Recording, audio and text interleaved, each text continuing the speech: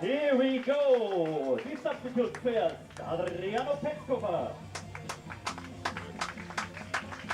Back three. Jan Andreas. Boomer Saunders. DJ Daniel Jager. Sean Cohen. Matt Hoskai. Daniel Wolf. David Wallace. Und Daniel Wild. Bruder von Tina Wild. Starting Lineup für die Haar Disciples auf der Batting First mit der Nummer 10 der Shortstop. Heidenheim. Batting Second mit der Nummer 44, unser Full Baseman, Incredible Francisco Riestra. Batting Third die Nummer 54, unser Captain Will Fox. Batting Fourth der Cleanup Hitter, aus dem Centerfield, mit der Nummer 18 auf dem Rücken, David Sinski. Batting Fifth die Nummer 32, Enter the Machine, der Left Fielder, Mushi. Batting Sixth die Nummer 2, El Chapo Juan Infante Jr. Batting Seventh die Nummer 72, der DH Simon Lechner. Batting 8 die Nummer 67, unser First Baseman for today, Miguel Pinheiro. Batting 9 die Nummer 8, der Right Fielder, Neil Witt. Unser Starting Pitcher, herzlich willkommen, Luke Steinlein. Herzlich willkommen auch die Umpire hinter der Platte, Lars Döling. First Base Umpire wird sein Alexander Hase. Und Third Base, Jens Weider. Please stand up for the German National Anthem, ladies and gentlemen.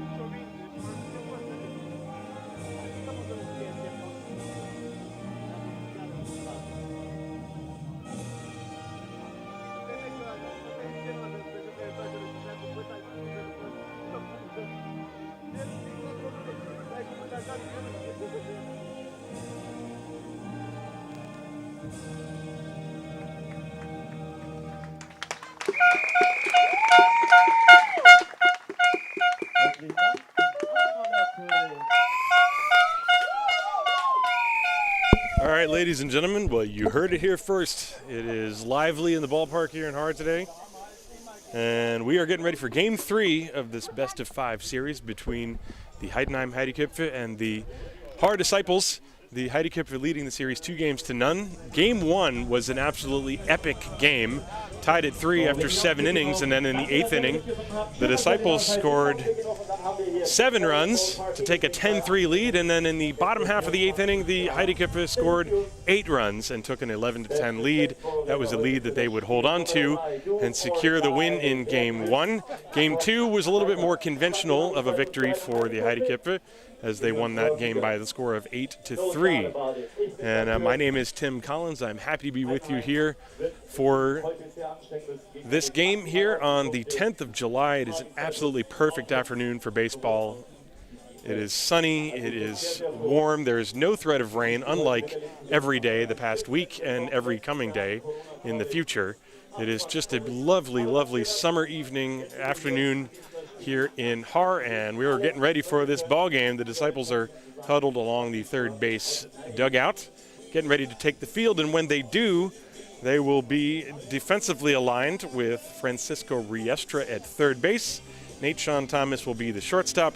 Juan Infante, who's been a man of many talents for the Haar Disciples, he's playing second base for this game. Miguel Pinheiro is over at first base. In left field is Enzo Mushik. The center fielder will be David Dinsky. The right fielder is Niels Schmidt. And behind the plate doing the catching, Will Thorpe. On the mound will be the right-hander Luke Steinlein. And a notable absence is Daniel Patrice, the home run hitting leader. He is not in the lineup for today. And so the Disciples going to go out there without one of their best hitters, but they still have a strong lineup all throughout, and they have played the defending champion Heideköpfe very tough, not only this year, but going back several years. In fact, a couple years ago, 2018, they won 3 out of 4, as you see Luke Steinlein take his first warm-up toss. Steinlein, last weekend in the first game, that was that wild 11-10 game. He did not have a decision. He did, however, he pitched 4 innings, gave up 5 hits, 2 earned runs, but he did walk 5, and that's usually the big indicator with him. If he's able to control his deliveries and hit the strike zone in the places where he wants to, he can be very effective. Of course, he knows the Heideköpfe very well. I mean, everybody in the Bundesliga, it's kind of like you're doing competition against people that are almost your family. And these two teams have faced off so many times, and Steinlein has been with the Disciples for so long, I think since 2011, that there are really no surprises on either side, and it's just going to be a question of who has a better day. And so Steinlein is going to go to battle against the lineup for the Heideköpfe that starts with Philipp Schultz, the shortstop. Sascha Lutz, the left fielder, will bat second. Simon Göring, the catcher, will bat third. And then Sean Larry, the league's best hitter this year in just about every category, he's batting fourth and playing right field. The only man to hit home runs for Heidenheim so far in these playoff games, Gary Owens, he's got 3 dingers. He's playing center field and batting 5th. Ludwig Glaser is playing third base and batting 6th. Drew Janssen, a young up-and-coming player from Belgium, he's the designated hitter, batting 7th. Elian Gentner, the first baseman, will bat 8th. And Simon Liedke, the second baseman, is going to bat 9th. And so, stepping up to the plate, the switch hitter Philipp Schultz. He had an average of 301, an OPS of 991, including a couple of home runs. And it's gonna be loud, let me tell you, folks. It is gonna be loud. So here we go, first pitch of the game. Game 3 is underway with a strike called. The Heideköpfe fans, as always, they set up right in front of my microphone, so you're gonna hear a lot of them. I'll try to balance the mics as much as I can. There's a swing and a miss, strike 2. Quickly, 2 strikes on Philipp Schultz. Steinlein, wasting no time, came after him with a couple of fastballs. I'll give you the umpires in a moment.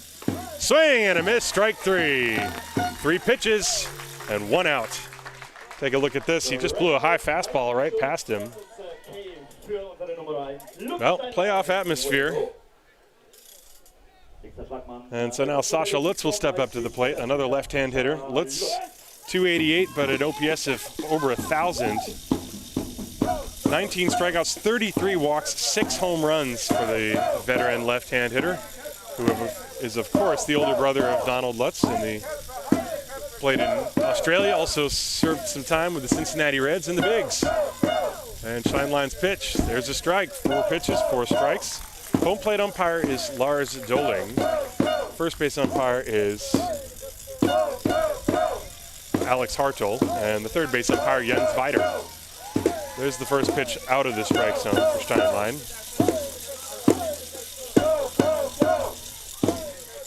1 ball and 1 strike. Here it comes. A little bit low, tried the curveball. 2 balls and a strike. Sasha is famous for having a good eye. He's also somewhat famous for, kind of back in the day, Wade Boggs, umpires just would not call close pitches on him. As he lines it on a hop to Infante, knocks it down, throws him out. And Infante comes to rest flat on his stomach after making that play. Ball was hit pretty hard. But 2 down. Infante played that perfectly. It was hit right at him. It was going to be a tough short hop, so he basically set up like a hockey goalie and smothered it, knowing that he would have time to throw out Lutz. Infante has done whatever has been asked of him. He has played excellent right field. He's played excellent second base. He's pitched pretty well, and he's swung a good bat. First pitch to Göring is outside for a ball. Simon Göring, the most feared hitter in the Bundesliga, without a doubt. 371, 7 home runs. Feels like every time he gets a home run, it's a clutch hit. It's either tying the game or putting Heidenheim ahead, as he showed bunt and took a pitch low and outside. 2 balls and no strikes. Simon, of course, one of the longest tenured members, not only for the Bundesliga or the Heideköpfe, but also for the national team. He's the captain of the national team. He's pretty much Mr. Baseball in Germany. Check swing, breaking ball, strike at the bottom of the zone. And Steinlein, 3 consecutive breaking balls, being very careful with Mr. Göring. It's game 3. Game 1 was just absolutely epic. Let's see what's going to happen today. This is a full house. A bunt down the third base line. It's rolling foul, and Riestra with a little lifted up with his feet. He kicked it into the air with both feet and grabbed it and whipped it back to Steinlein. So that's a strike. 2-2 now, the count even on Simon.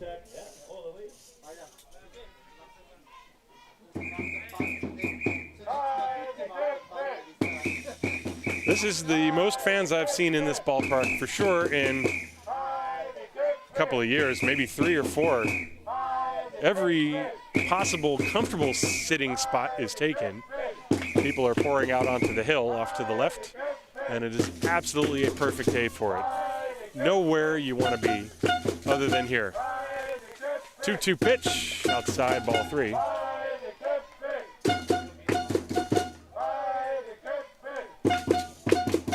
Göring draws a lot of walks, although this year only 8. And he drives that towards the gap in left center field. Dinsky and Mushik. It's Mushik to cut it off on a couple of bounces. Göring is rolling up at second base. He's got himself an easy double. Well, Steinlein, 3-2.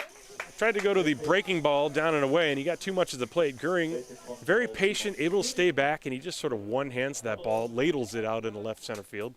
Wasn't too deep into the gap, but it was perfectly placed. And Simon Göring is on second base. Strangely, that's just his 5th double of the year. But part of the thing that makes him such a dangerous hitter is that he never, almost never strikes out. 4 strikeouts all year for Mr. Göring. And he's standing on second base for Sean Larry, who absolutely obliterated baseballs this year. And he has handled Steinlein very well in the past. I don't have an exact count, but this year, Sean Larry, in the regular season, an OPS over 2,000, he had 21 home runs in 28 games. That's ridiculous. And there's a strike catching the outside corner. And Larry has homered many times against Steinlein, many times in ninth inning situations that turned the game. And so these two, they know each other well. They were teammates on the national team for a while as well. And so if Steinlein with the base open is going to be careful, this would be the guy, although it doesn't get any easier with Gary Owens on deck. And Steinlein taking his time, so much so to the point that Larry asks for time for another reset.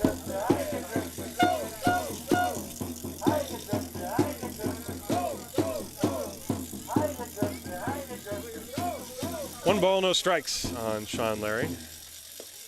Excuse me, one strike, and now the count 2 strikes. Larry hits home runs to all fields, although I think in this ballpark he's probably going to have to pull it. In Heidenheim, he was able to poke a couple of balls over the left field fence. Here you have deep fences and a very high fence. It's about, I don't know, 3.5 meters to get to that line, which you see in your screen. If the ball goes over that line, it's a home run. Nothing in 2, outside. A strikeout, a ground out, and then a double. Goering is the runner at second base. We're in the top of the first inning. No score, game 3. This is a win or go home game for the Disciples, trying to extend their run in the playoffs.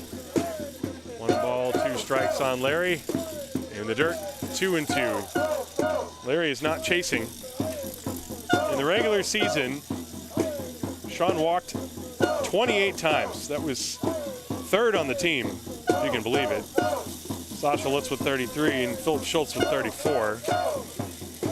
So to go along with all that power, he had the patience. I mean, that's Bonzian. That's how you get yourself a 2,000 OPS. 2 balls, 2 strikes. Check swing, ball in the dirt. No advance from Goering, and the count now full, 3-2. So 2 consecutive batters that Steinlein has gone to a full count to. Steinlein throws a lot of pitches at times, so this is nothing new for him.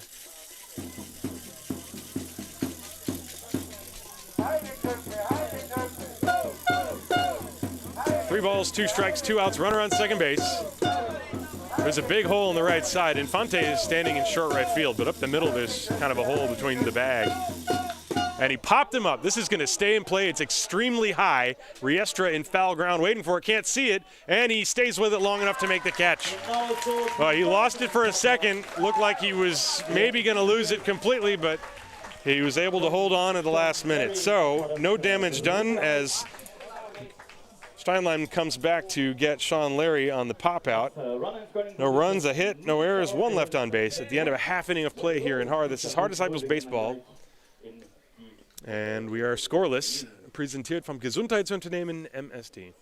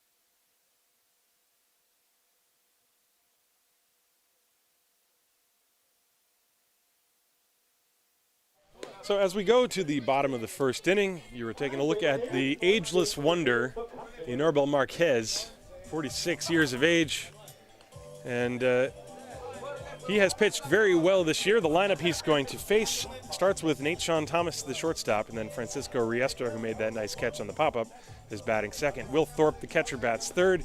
David Nitsky, the center fielder, will bat cleanup. Enzo Mushik, the left fielder, will bat fifth. Juan Infante, the second baseman, bats sixth. Simon Lechner, the designated hitter, he's going to bat seventh. Miguel Pinheiro, the first baseman, bats eighth. And Niels Schmidt, the right fielder, he's going to bat ninth. Marquez this year His longest outing, in fact, was last week against the Disciples. Excuse me, no, this was back in June 3rd. He went 6 innings against Haar. Prior to that, he had gone 5 and then 5 2/3, and then so he has not gone too deep into games, but he's just been an efficient and excellent pitcher, a guy who knows what he's doing out there on the mound. He's a finesse guy at this point in his career. He used to throw bullets up there, but he gets away with excellent control and command of his pitches, which move all over the place. And so he's going to deal with Nate Thomas. Switch hitter going to bat right-handed. On the season, Marquez had an ERA of 2.63 in 41 innings, 42 hits, only 12 earned runs. He also only walked 7, and he struck out 44. So that'll tell you what you need to know about the wily left-hander. Also, I got to say it every time, he's the only man in the history of the Bundesliga to throw a perfect game over 9 innings. As Nate Sean steps up and hits a line drive.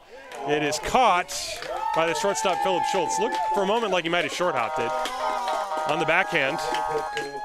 But 1 out, 1 pitch and 1 out. Nate Thomas lines out. Schultz barely had to move. He just had to kind of go down and backhand that one. So Marquez, the king of efficiency, at least on that first play. That'll bring up Riestra. Didn't even get a chance to give you Nate Sean's numbers, so I'll do that the next time around. Riestra has been great. He's hit .311 in the regular season, and he takes a first pitch strike from Marquez. 1 strike to Francisco. And here's the next one. Next strike. That's what he does. He is a strike-throwing machine. Francisco.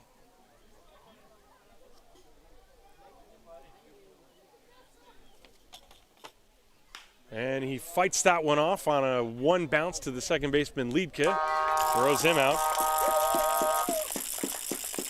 And that's the 2nd out of the inning. That's textbook from Mr. Marquez. Pounding the strike zone, and then he came up and in, and there was nothing Riestra could do. So now Will Thorpe will step up to the plate. Thorpe hit .442. Only had 1 home run, but he had 3 triples and 8 doubles. OPS of 1240. So Will Thorpe was an extremely productive hitter for the Disciples in the regular season. And so we will see what he can do against Inorbel Marquez. The left-hander kicks and deals. Thorpe shows bunt, takes a strike. Looked like a little cutter, maybe a slider. So far, Marquez throwing nothing but strikes. That's his brand. It's a breezy day. The wind is blowing in from what I can tell. It's really swirling around, but my guess is that anything hitting the air is actually going to get knocked down. But it's also going to be something of an adventure, especially that pop-up as Thorpe is hit by the pitch, and he turns around and hustles to first. So Will is at first. Take another look at that. That'll bring up David Dinsky. Looked like it hit him right in the left hip. So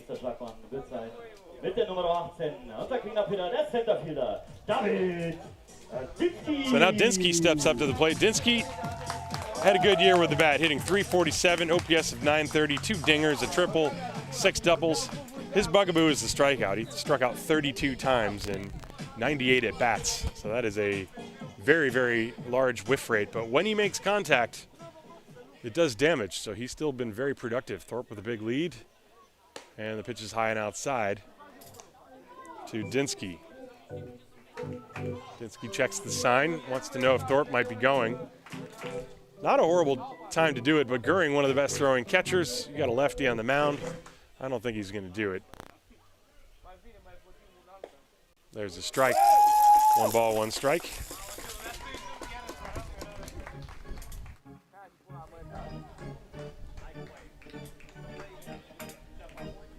No score, bottom of the first, game 3. Heidenheim leading the series 2-0. It's a best of 5, in case you didn't know. There's the 1-1 pitch. Breaking ball high. 2 balls and a strike. Thorpe that time took a few steps towards second base, but he has such a short lead, I can't believe he was fooling anyone on the infield. He's about 1 step off the bag, taking his lead from first base. Now he's 2 steps off. 2 balls and a strike on Dinsky. And a check on Thorpe.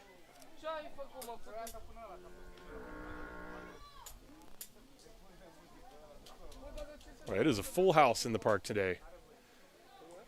Beautiful thing.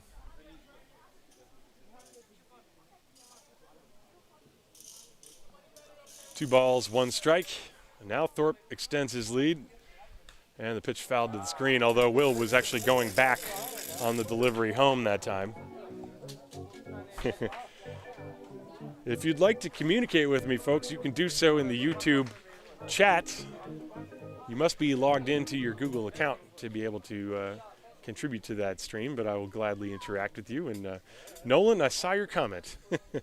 I have no comment. Nolan West commenting that Will is too old to steal. Well, if he's too old to steal, then I'm too old to broadcast. That pitch swung on and missed for strike 3. And the inning is over. No runs, no hits, no errors, 1 left on base. 1 full inning is in the books, no score. We go to the 2nd here in Haar. This is Haar Disciples Baseball, presented from Gesundheitsunternehmen MSD.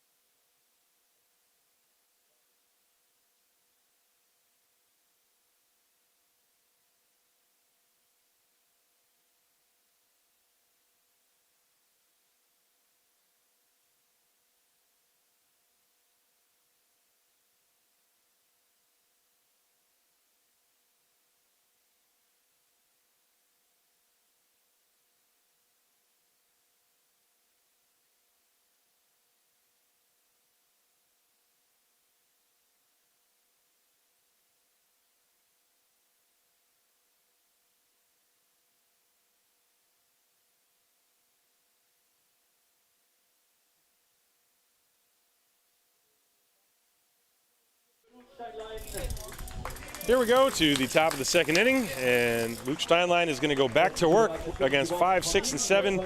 Gary Owens, Ludwig Glaser, and Drew Janssen. And Gary Owens has hit very well against the Haar Disciples this year and against the rest of the league. 10 home runs, a .404 batting average, OPS just under 1,300.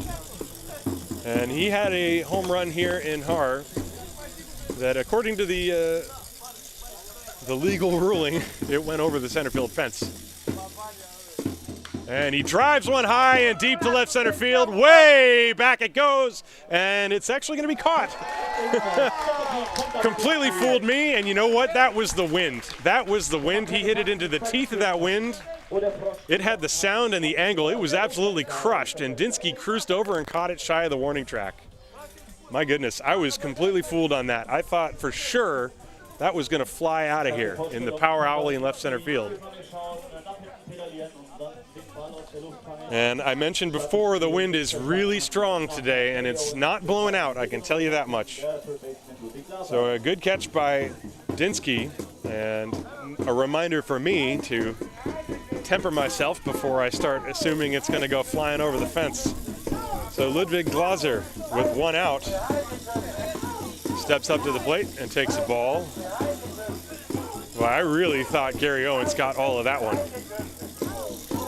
And I have to ask him what he thought after the game. There's a strike on the outside corner, fastball, 1-1. So far the game moving quickly. Seems like both pitchers are on the mound ready to throw. Steinlein, a 1-1 count to Ludwig Glaser. And that pitch is low, 2 balls and a strike. Ludwig, by the way,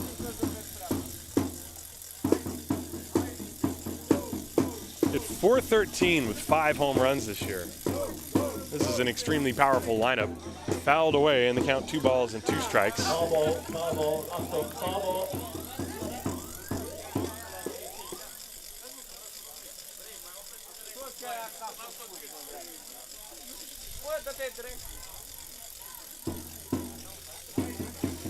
Steinlein getting a new ball.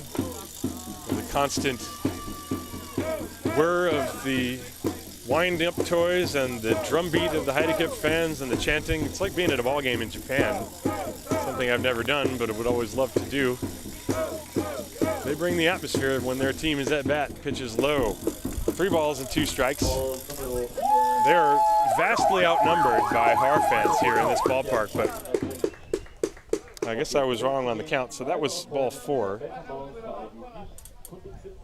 So a walk for Glaser. That'll bring up Drew Janssen, the 21-year-old Belgian player.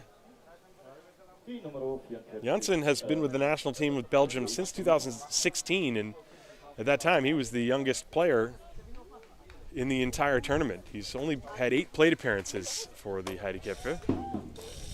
Takes a pitch outside. He has 2 hits and 7 at-bats, including a run batted in. He's the DH.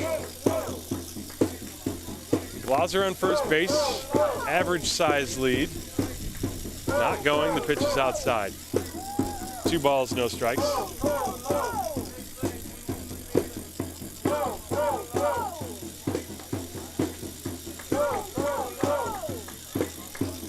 One out, runner on first base, Glaser. Drew Janssen, the hitter. And the pitch popped up. Right side, this is tailing away and it's going to blow over the fence into the youth field. So that's strike 1, 2 balls and 1 strike. Yeah, the wind is really blowing from left to right, but from the outfield, so in. Anything hit in the air is going to get pushed to the right side of the field, at least for now. That ball, at least when it went up in the air, looked like it might head down the right field line, but then by the time the wind got a hold of it, it blew a good 50 feet. To the right. 2 balls, 1 strike, 1 out.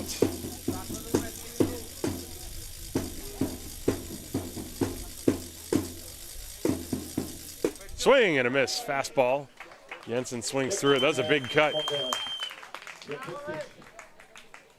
Swing and a miss. 2 balls, 2 strikes by him out. Steinlein has 1 strikeout in the game. That was Philip Schultz leading off the game. Glaser off first base. Infield back looking for 2. 2-2. Strike 3 right down the pipe. No question about that.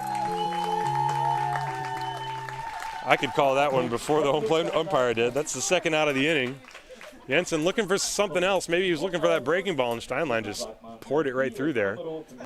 Maybe it was a little bit, down. It was a good spot, but it was over the center of the plate for sure. So Janssen is out number 2. That'll bring up Elian Gentner. Gentner, 75 plate appearances, batted .224.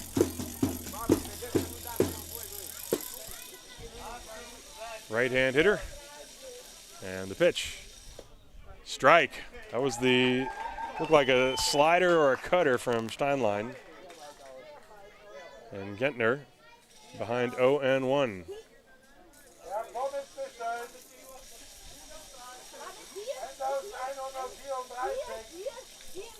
The next one, line down the right field line, foul. That's strike 2. 0-2 on Elian, the number 8 hitter.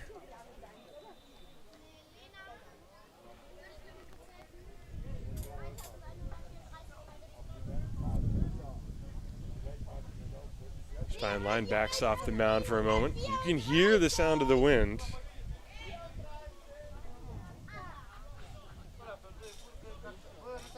You can also hear the sound of customers claiming their order number, who ordered burgers and fries and any other goodies that you can get here in the park. 0-2, that's outside. Thorpe set way off the plate.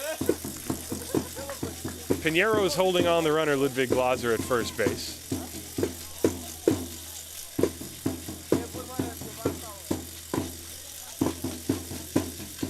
One ball, 2 strikes. Hit hard on the ground up the middle. Thomas gloves it and flips it to the second baseman Infante to get the force. And that will end the inning. No runs, no hits, no errors, one left on base. At the end of 1.5 innings of play in Haar, we are still scoreless here in Game 3. This is the 2021 Bundesliga quarterfinal between the Heideköpfe and the Haar Disciples. Präsentiert vom Gesundheitsunternehmen MSD.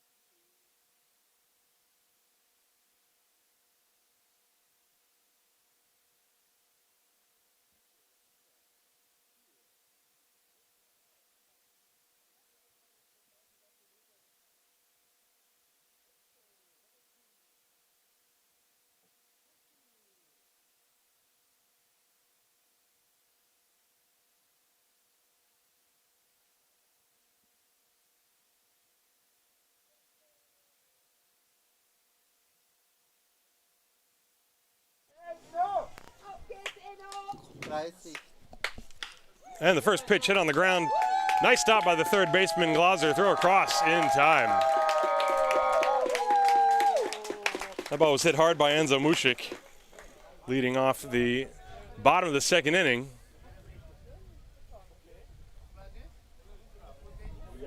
Now there were some changes. Johannes Krum has come into the ball game, and I think he went in for Gentner.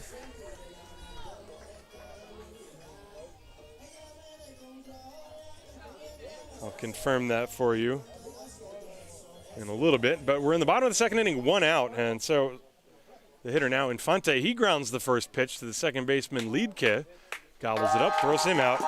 Boy, 2 pitches, 2 outs. The Disciples clearly have a plan to try to be aggressive against Marquez, which probably, honestly, is a good plan.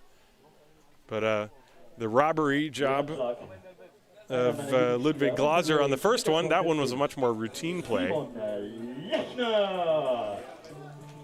And so now it is required by law, baseball's unofficial unwritten rules, that Simon Lechner take a pitch.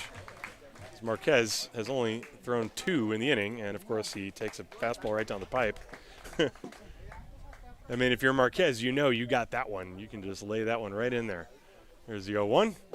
Check swing, strike 2. Marquez pitching like he's double parked.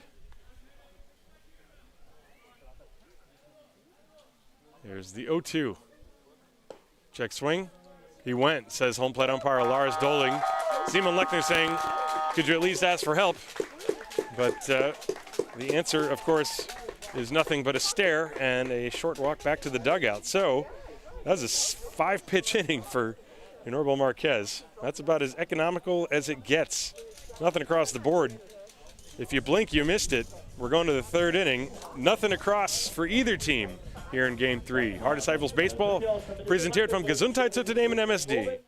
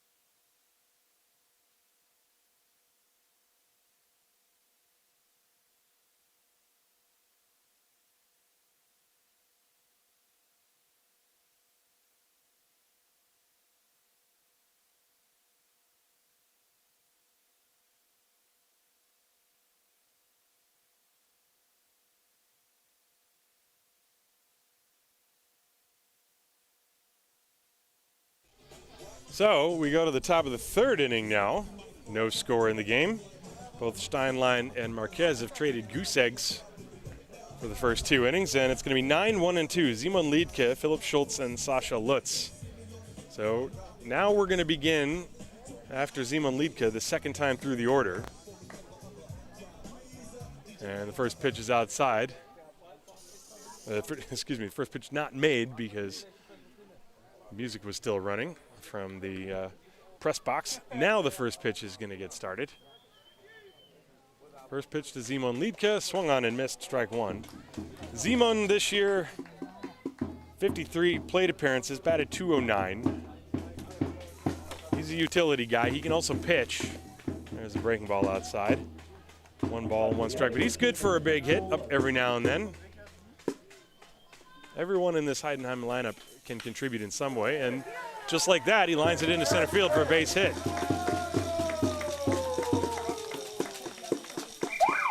So that's a single for Simon Liedke. We'll take another look at where the pitch was. It was a 1-1. He had come after him with a couple of breaking balls way outside, and then he came in with that fastball. And Liedke didn't try to do too much. Just lined it back into the center field. And so a good beginning for Heidenheim here in the third. Philipp Schultz struck out on 3 pitches his first time. There was a check on Simon Liedke at first. As far as running is concerned, Liedke only 2 for 2, but Steinlein is relatively concerned with him here. A couple of checks over on him. He's got a pretty big lead. And bunted back to Steinlein. It gets under his glove. He picks it up and has no play. Well, it was a very bad bunt. It was too hard. If Steinlein fields it cleanly, it could be a double play. But that was part of the problem. You have 2 speedy base runners, and Steinlein knows that, and in his haste, he failed to pick up the ball. But not a good bunt by Philipp Schultz, but it's going to probably see if it's a hit or an error. It went off the glove of Steinlein. It's going to be a base hit. So first and second, and now Sascha Lutz, and second time through the order. It's a challenge for every pitcher, but especially against the Heideköpfe. Sascha grounded to second his first time. Ducks on the pond, and he shows bunt, takes a strike. So the strike over the outside corner is given to Steinlein. Sascha kind of shook his head a little bit. Didn't make a big deal out of it. 1 strike.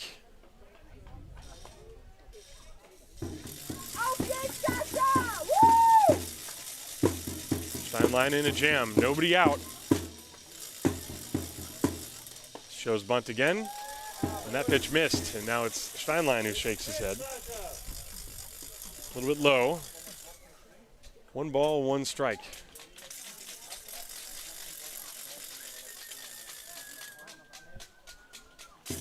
We're in the third, no score. This is the first real threat of the game so far. And he shows bunt again, drops it down third, Riestra gloves, and has no play. That's a base hit. And that might have been a mistake by Riestra. He should have probably let it roll.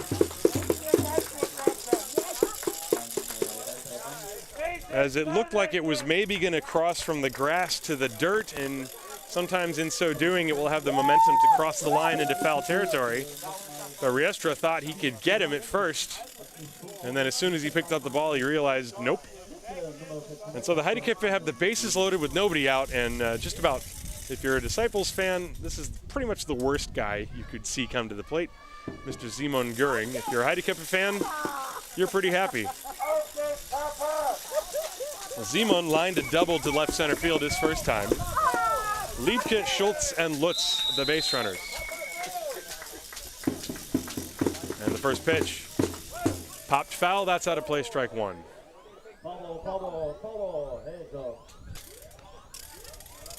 Well, Liedtke lined a single, Schultz bunted a single, Lutz bunted a single. A bases loaded bunt, that would be fun. That's not going to happen though.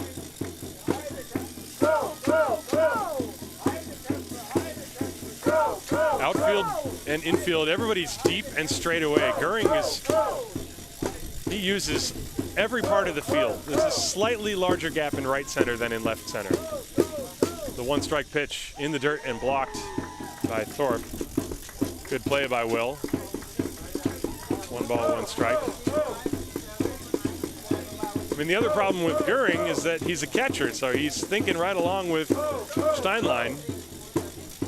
So how do you outwit somebody who's trying to outwit you? Clearly, you can not choose the wine in front of you. 1 ball and 1 strike, bases loaded. Slow ground ball to the hole. Knocked down by Thomas. No, it gets into the outfield. Liedtke scores. Schultz scores. Racing to third is Lutz, and Heidenheim leads 2-0. Little seeing eye ground ball single. I think 2 runs would have scored on that, regardless of whether Thomas got glove on it or not.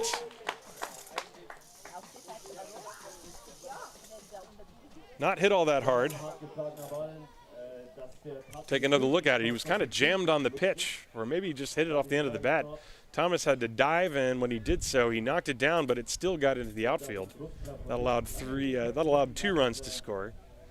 And now Alex Tufts out to the mound, have a chat with Steinlein. As Sean Larry is the next hitter. Larry, a guy who has pretty much owned Steinlein going back to 2014. And it's not just Steinlein. He owned the Bundesliga this year. Pretty much, if you were a pitcher, you did not want to face Sean Larry, no matter what the situation. And so now we have a situation, there is nobody out, first and third. Lutz at third, Göring is at first. 2 runs are in. Meeting on the mound is over with.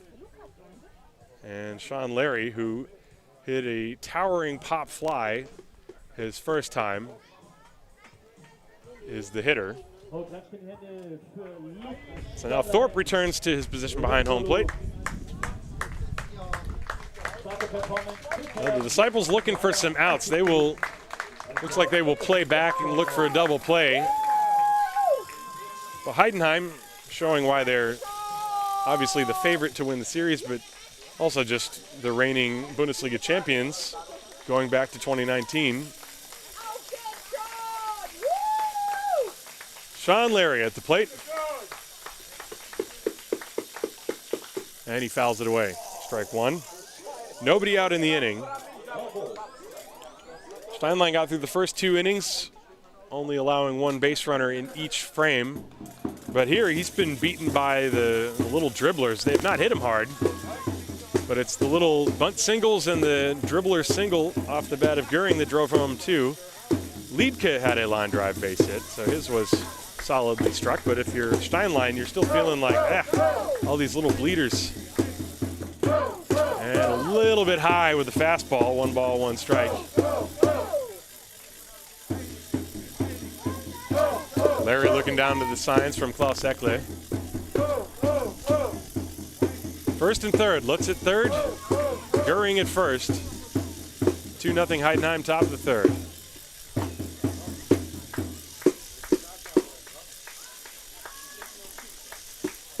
And the 1-1 pitch coming. That's high. 2 balls and a strike. Sean Larry, he really steps into the pitch. He crowds the plate That pitch was high and up fairly close to his head, but it was also over the plate.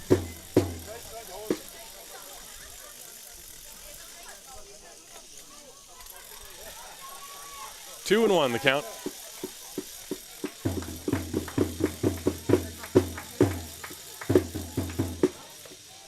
That one catches the inside corner. Looked like a little cutter. It had some action moving in on the hands of Sean. So the count 2-2, and that's really where Steinlein wants to live. If he's going to give up a hit, you want Larry to just really turn on one and get the hands through the zone on that inside cutter. But if he leaves it out over the plate, watch out. The 2-2. Swung on and missed. He struck him out. That fastball was riding away, and it was up, and Larry couldn't lay off. That's the first out of the inning. It's in a very important spot, so that'll bring up Gary Owens. Owens absolutely crushed a ball his first time, but the wind knocked it down. So I guess that makes up for the home run that he hit that didn't go over the fence in Haar earlier this year. One out in the inning. We got runners on first and third. Owens 0-for-1. There's a check on Goering at first. He's back. Little lob toss. Goering is a threat to run. He's 4-for-4. He picks his spots, but when he goes, he's been successful.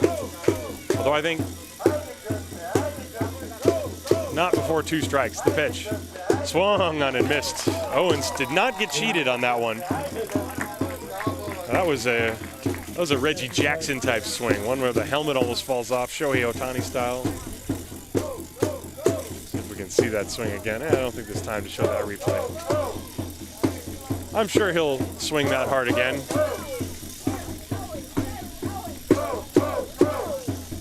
Nothing in one.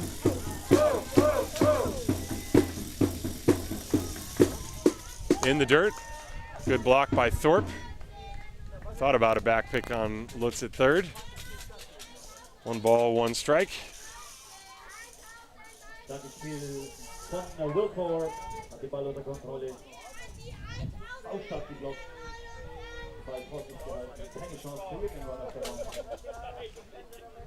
One ball, 1 strike, 1 out. We're in the third inning. Steinlein in a jam, trying to work through the heart of this order. Very carefully, trying to tiptoe his way through without further damage. 1-1 pitch. That's high, and the count 2-1.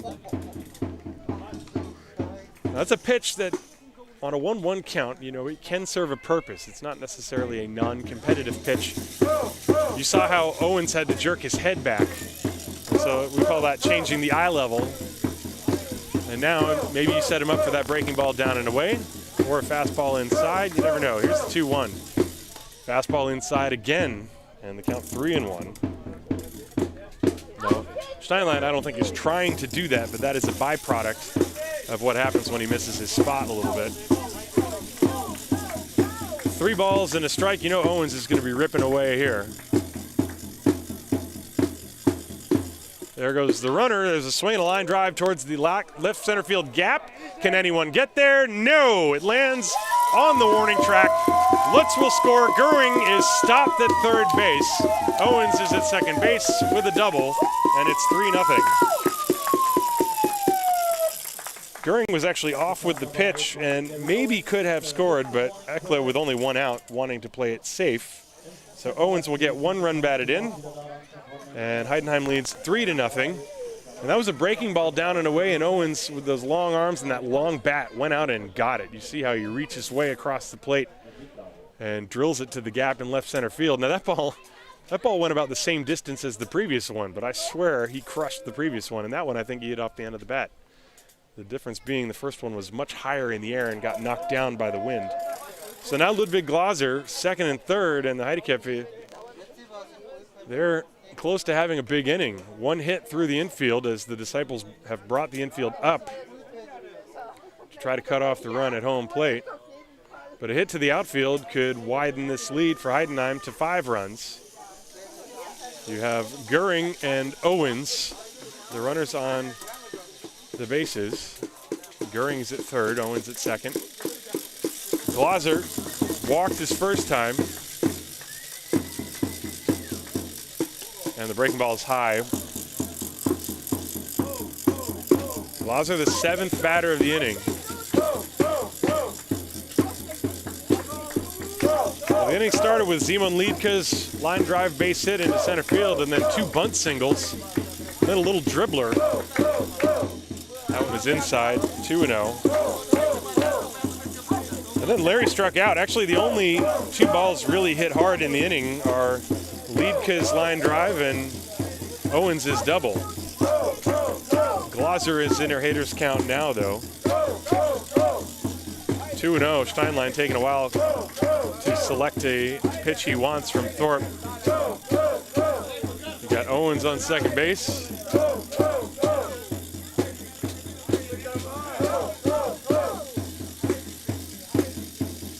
Goering is at third.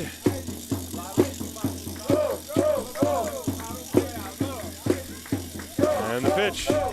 That's high, and a back pick on Goering, and he is back.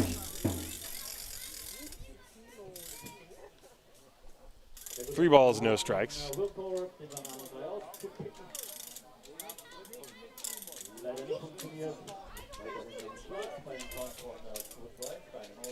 Three balls, no strikes. Goering, I would bet, is going to have a green light here. I don't see why not. Infield is up. You're never going to see a better pitch to hit than right here. And he swings, and it's a high fly ball to deep left center field. Dinsky is back. He is under it, makes the catch. Both runners will tag. The throw comes to third, and it's cut off by Nate Thomas. The run scores on a sac fly off the bat of Ludwig Glaser. And it is 4-0 Heidenheim. That's the second out of the inning as Owens moves to third on the play. So he was swinging, and I think Steinlein did not throw him a cookie. He threw him what looked like a breaking pitch on 3-0. As Drew Jensen steps up to the plate, infield can back up now. And a breaking ball, that's a strike. Jensen, the 8th man to bat in the inning.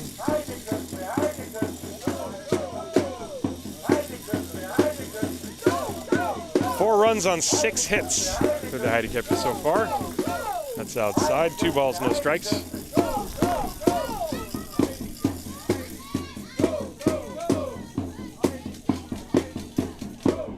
Steinlein already about to throw his 60th pitch, or 62nd pitch, rather. There's the 1-1. Fly ball right field. This is pretty deep, sending back Schmidt, and it's over his head and up against the wall. Jensen's got a run batted in. He's at second base, and he will stop there. The throw comes in behind him. Neil Schmidt rifling that ball as quickly as he could back to the infield. So it's 5-0 on the RBI double off the bat of the youngster Jensen.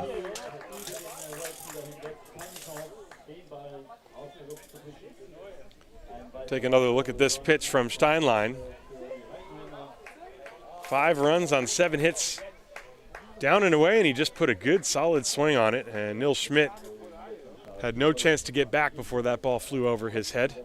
And so now the 9th batter of the inning. It's going to be Johannes Krumm. Krumm entered the ball game last half inning for Elian Gentner. Not sure why. Maybe there's an injury.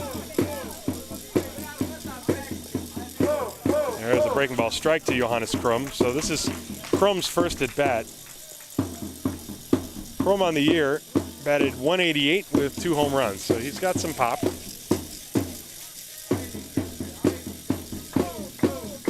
One strike pitch, just outside. 1 ball, 1 strike.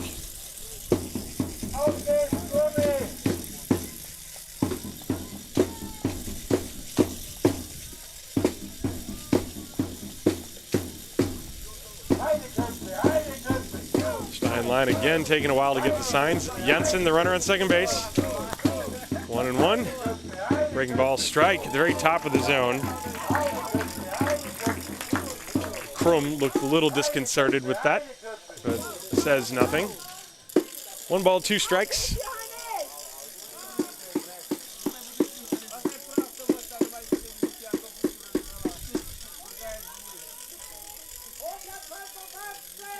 And the 1-2 pitch. Check swing, blocked by Thorpe. They're going to appeal. And no, says Alex Hartl. So the count 2 balls, 2 strikes on Johannes Krum. Simon Liedke, the man who started it all, he's waiting on deck. And meanwhile, you figure Marquez, who prior to this half inning threw 5 pitches, Steinlein now is up over 66. Marquez has only thrown, I think, 16 for the entire game, so that is some pitch count differential. We're only in the 3rd. There's a inside move looking towards second base. Well, Steinlein, the first 2 innings, was working very quickly, was pounding the strike zone, and then this inning, it has ground to a halt. No thanks to the bombastic offensive attack. There's a foul out of play. Count still 2 balls and 2 strikes. The Heideköpfe for this inning, single, single, single, single, strikeout, double, double. So they have 1, 2, 3, 4, 5, 6 hits in this inning. 5 runs and 6 hits in the inning. 2 of them were bunt singles. 2-2 pitch coming to Johannes Krum. Popped up foul left side. This is also going to be out of play. That ball landing over on the artificial bullpen mound next to the food shop. Boy, it is a full house here in Haar. This is the most people I've seen in this ballpark in several years. Obviously, 2020 doesn't count. There were no fans here. But I think at least since 2017. There's 2-2. Drilled towards the gap in deep left center field. Dinsky racing over. He can't get there. That's going to bring home another run. It's going to go as a long single as Mushik did a good job to get over and cut it off. So it is 6-0 on a ringing RBI single off the bat of Johannes Krum. Jensen comes home to score. And that is going to do it for Luke Steinlein as Alex Tuft is out to the mound. So we're going to have a pitching change here in Haar. It is 6-0 Heidenheim. This is Game 3 of the Bundesliga quarterfinal. And we'll be right back. This is Haar Disciples Baseball, presented from Gesundheitsunternehmen MSD.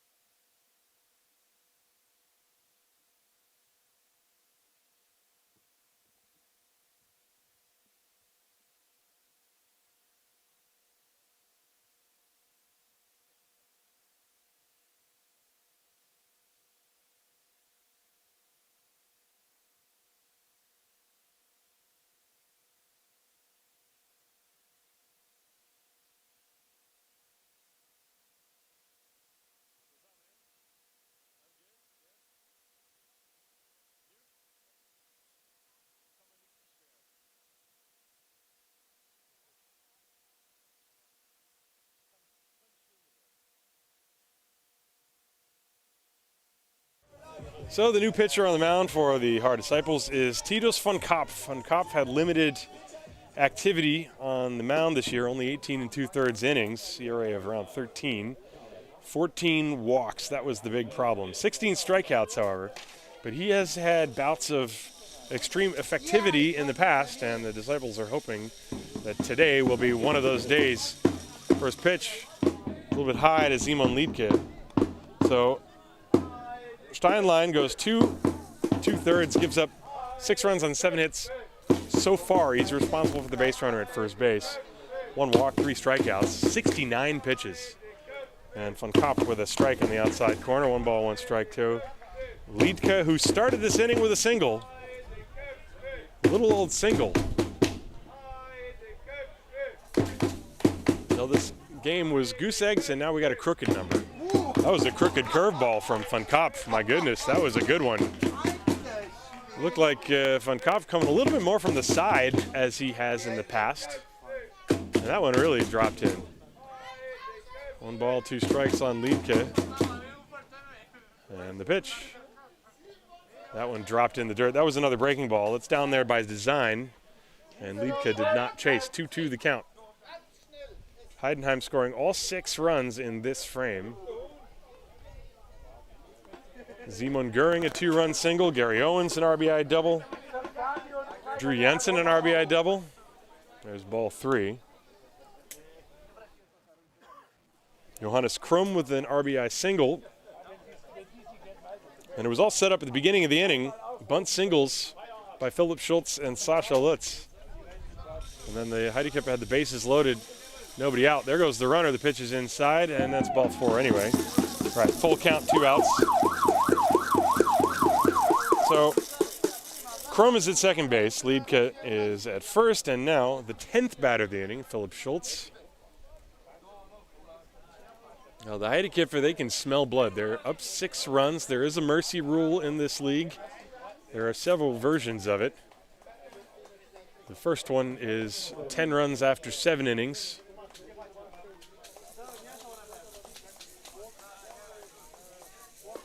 And there's a strike.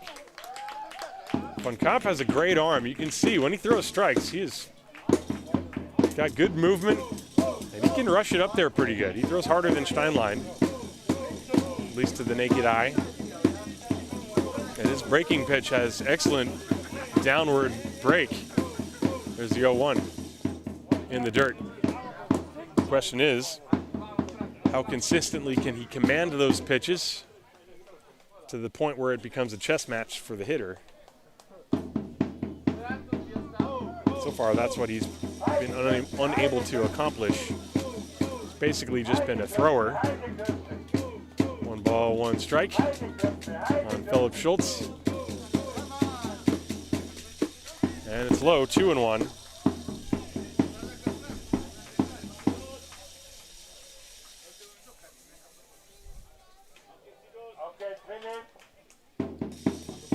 See the comment that Heideköpfe fans sure know how to cheer. You got that right. There's a swing and a foul to the screen, 2-2. And they do it, it's a positive vibe. I always mention that. They also sit right in front of them, in front of my microphone, so you hear them even better than you would normally. 2 balls, 2 strikes, runner on first base and second base is Krum and Liedke. And the pitch struck him out swinging, and the inning is finally over. Van Kopp sprinting off the mound, but damage done. 6 runs, 7 hits, no errors, 2 left on base. We go to the bottom of the 3rd here in Haar. It's 6-0 Heidenheim. This is Haar Disciples Baseball präsentiert vom Gesundheitsunternehmen MSD.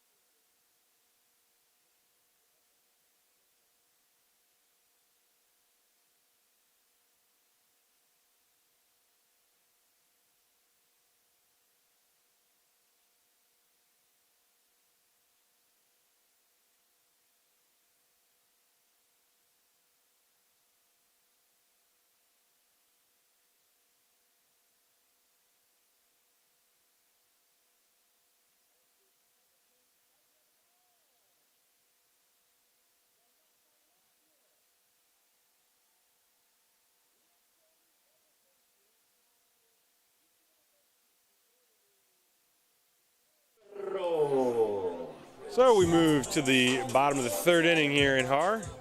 And Miguel Pinheiro, 8-9-1. Pinheiro, Schmidt, and then Nate Sean Thomas against Norberto Marquez, who just threw his 17th pitch of the game.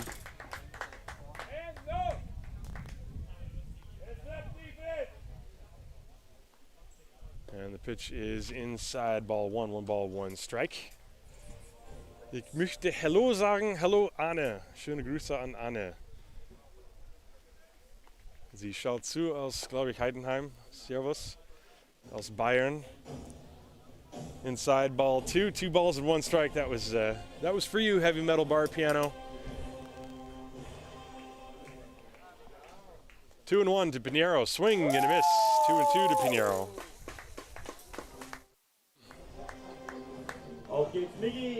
Only 1 base runner for the Disciples against Marquez. That was Will Thorpe, who was hit by a pitch.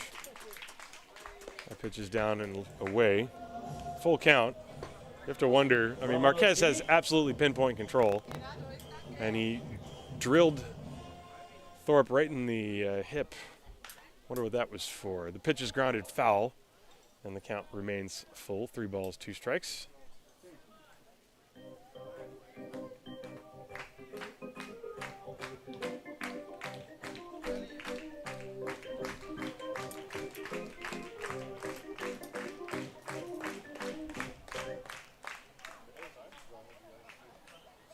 Full count to Pinheiro, leading off the bottom of the third. Heidenheim with a 6-0 lead, and he chops another one foul. This one will get to the Disciples' dugout. That was Infante out there to grab it. Flanked by Adriano Penskover, it looked like.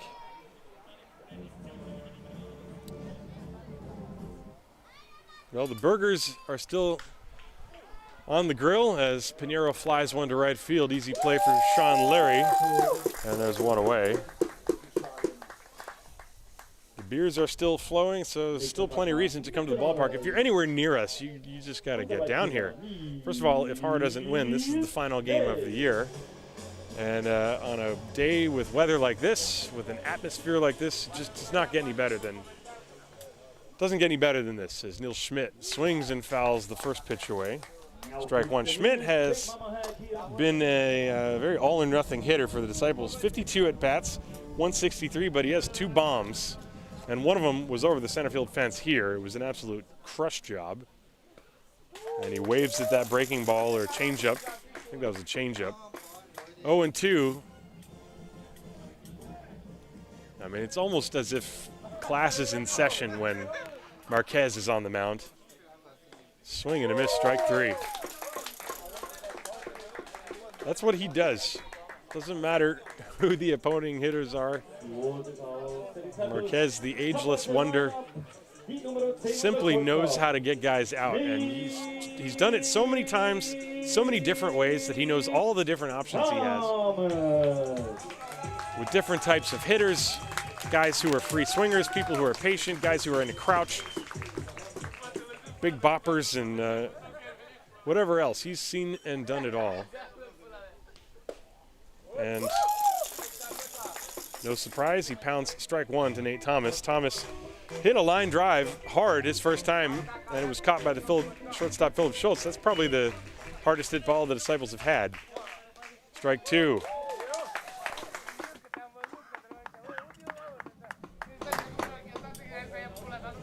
Nothing in 2 on Thomas.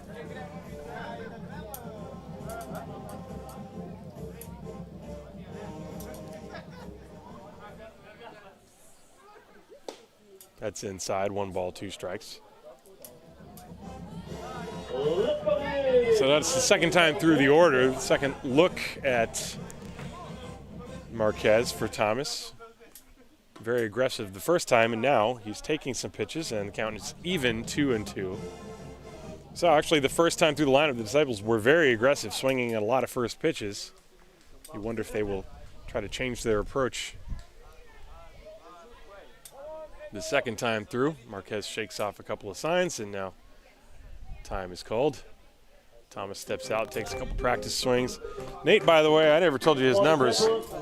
His first time through the lineup, he has got 4 home runs hit, just under 300, OPS of over 1,000. And he skies that one foul off to the right. He had some big hits, including a 3-run home run back in Mainz that turned one of the games around. I think he had a Grand Slam home run as well.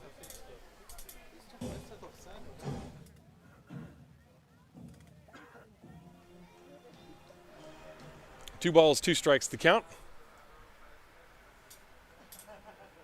That one is low, full count now he's worked.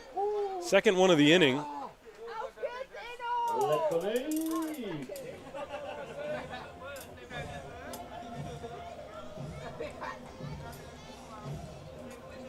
Three balls, two strikes, two outs. And here comes the pitch. There's a little roller hit to the left side. Glauser gloves it to his left and throws to get Thomas. 5-3 on the putout. And another perfect inning for the veteran left-hander Inorbel Marquez. Nothing across the board. The Disciples don't have a hit in the game. We go to the fourth, 6-0 Heideköpfe. This is Haar Disciples baseball presented from Gesundheitsunternehmen MSD.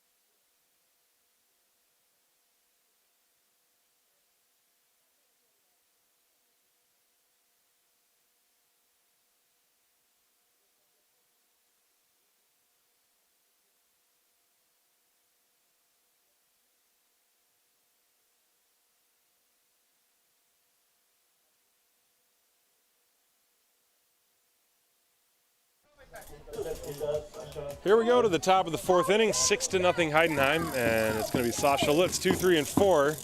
Lutz, Simon Göring, and Sean Larry against Titus van Kapp. As the Heideköpfe knocked Steinlein from the game, and Sascha takes ball one down low. Sascha's over one, he grounded out and walked. He also scored. And Kapp deals, low ball two.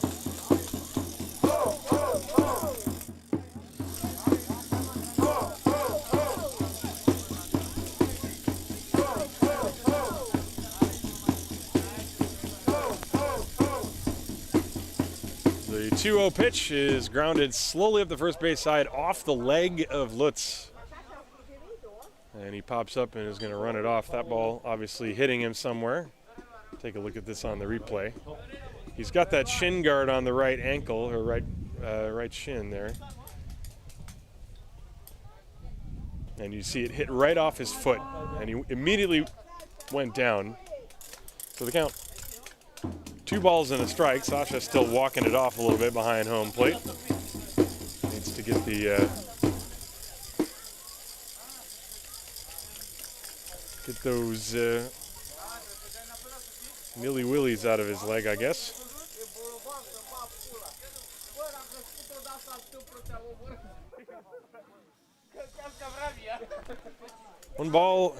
Two balls and one strike. 2 balls and 1 strike.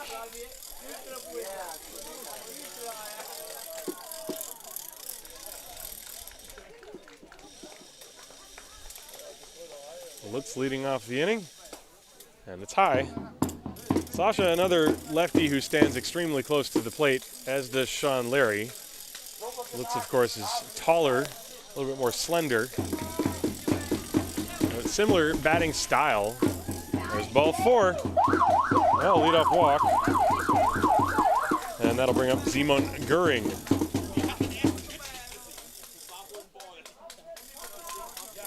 Elfenball für die 32. Damit war auf 1 Spinner raus. Nächster Schlag man die 14. Der Catcher Simon. So Göring, who got the scoring started, he's 2 for 2. He doubled in the first inning, then had the 2-run single through the infield with the bases loaded in the third. And now he grounds one to third, bobbled but picked up by Riestra onto second one, back to first, double play. Nicely turned. That was a heck of a relay by Juan Infante, who really got rid of the ball quickly. 5-4-3 around the horn. And there are 2 down. Well, Riestra and Infante have been great this year. You saw Riestra initially juggled it, and Infante able to keep his foot on the bag and get the relay to first base in time. So, pitcher's best friend, and that's how you want to face Sean Larry, with the bases empty and nobody and 2 outs. The pitch, there's a strike right on the inside corner at the very top of the zone. And that's the spot. That is where you have to pitch him.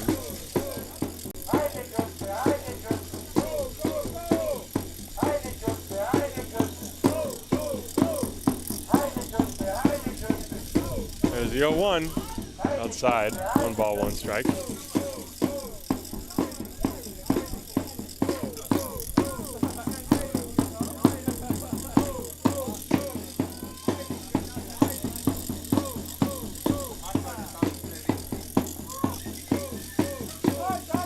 And the pitch fouled away. Heads up, heads up, heads up. 1-2 on Sean Larry.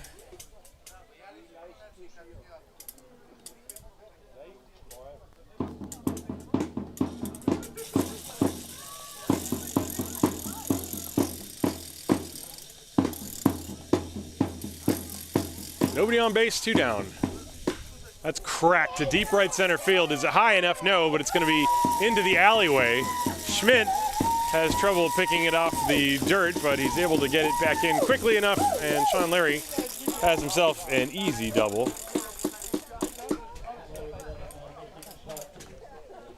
He really whacked that thing. So Larry now, who had been 0 for 2, rips that one into the gap, gets himself a double. So 2 down, runner in scoring position. And that brings up Gary Owens. Does not get any easier. There are no escape hatches in this lineup for the Heideköpfe and Klaus Eckler. That's why they're a good team. There is a strike to Owens. Owens flied deep to center and then doubled to left center to drive home a run. It's got Sean Larry at second base. There are 2 down.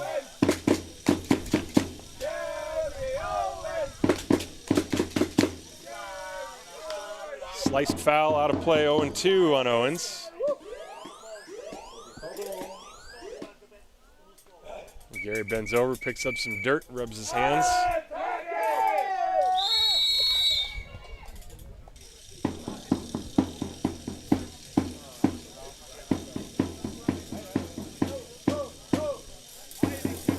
Nothing in 2. Fastball high. 1 ball, 2 strikes.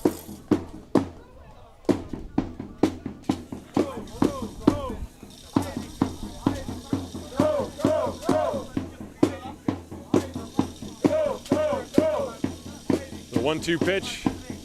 That's outside in the dirt. Good block by Thorpe, keeping Larry at second base.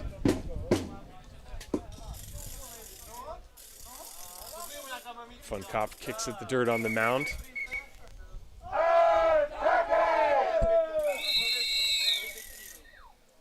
There was a walk and then a double play, and the Disciples are thankful for that double play. It erased the base runner Sasha Lutz prior to Sean Larry's double in the gap.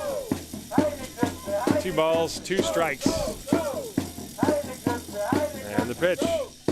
Line drive center field. Dinsky falls down and still makes the catch.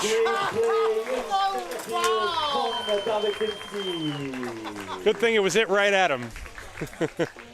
Owens crushed that ball too, and Dinsky, his feet went out from under him, but then he had a read on the ball and saw that it was flying right towards him anyway, and then he recovered managed to keep his head still. That is extremely tough to do. Watch his feet go out from under him. Then he pops up, goes about 4 steps to his right, and makes the catch. So nothing across the board for the Heideköpfe. No runs, 1 hit, no errors, 1 left on base.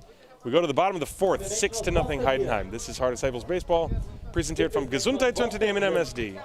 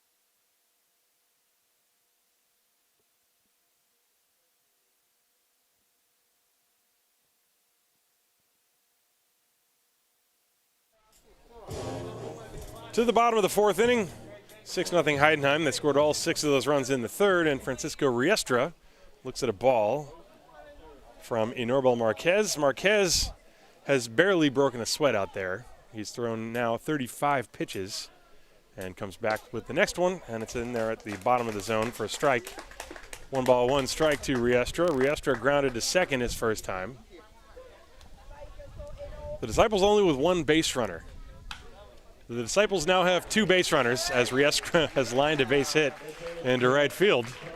Sort of fought that one off and lined it between Liedke and Krum into short right field. So Francisco is aboard to lead things off. Take another look at this pitch. Fastball up, and he really got on top of it and lined it. So that'll bring up Will Thorpe. Thorpe was drilled on the first pitch. I don't know if it was intentional or not. Thorpe didn't act as if it was. And so he gets his second chance now with a runner on first base, Francisco Riestra. And the pitch. That backdoor slider, perfectly located, strike 1.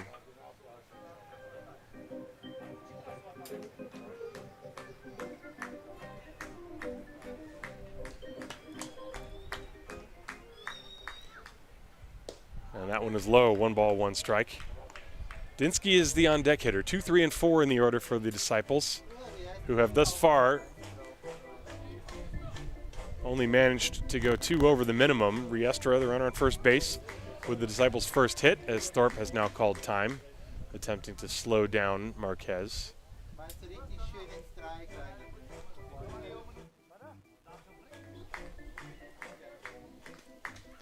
One ball, 1 strike. Nobody out. That breaking ball missed down and in. 2 balls and a strike now. Thorpe is another guy who uses all of the field. He'll drive the ball from foul line to foul line. His home run power is usually to left, however. But I think today it's going to be difficult. There's a strike. 2 balls and 2 strikes. I mean, if that ball that Gary Owens hit in the first inning or second inning did not go out, then I have a hard time believing anything's going to go out today. But you know what? I've been proven wrong pretty much as soon as I open my mouth on stuff like that. Many times. There's a swing and a foul over my head. Thorpe had a hanging breaking ball to hit, and it went backwards. So the count remains 2 balls, 2 strikes.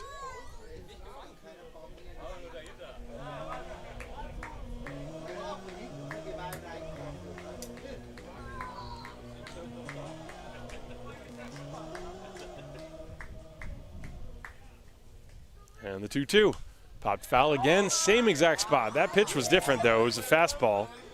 And I think Thorpe was a little bit jammed by the pitch. Still fouled it straight back. 2-2 the count.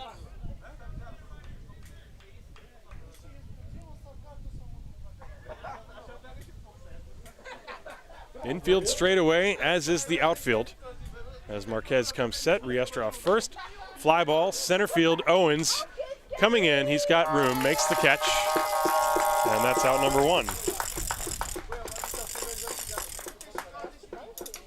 So with 1 down, that'll bring up David Dinsky. Dinsky struck out his first time. And the Disciples looking for something to cheer for as they trail 6-0 here in the bottom of the 4th.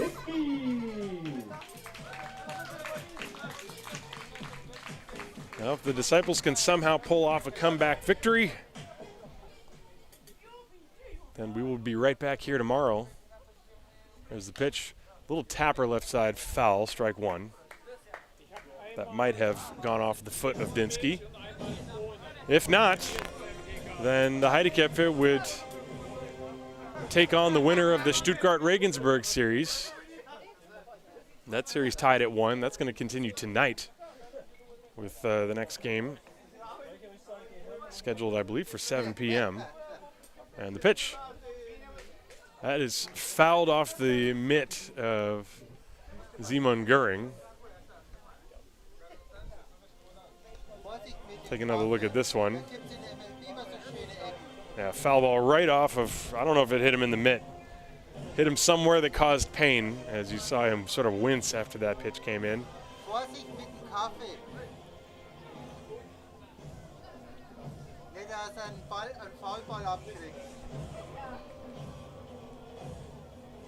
Nothing in 2 on Dinsky. And struck him out swinging. And so Dinsky has twice been overmatched by Marquez. There are 2 away. And that will bring up Enzo Mušik. Mušik hit a ground ball down the third base line and was robbed on a nice play by third baseman Ludwig Glaser. And so 2 down in the inning. Riestra still on first base where he began. Mušik 0 for 1, right-hand hitter. And the pitch is low. And ball, no strikes. Mentioned before that Marquez's longest outing this year was 6 innings, although if his pitch count remains this low, he could probably top that in this game. Fouled away, strike 1 to Mušik. He's working pretty quickly. He comes set, and then he's ready to come home with the ball.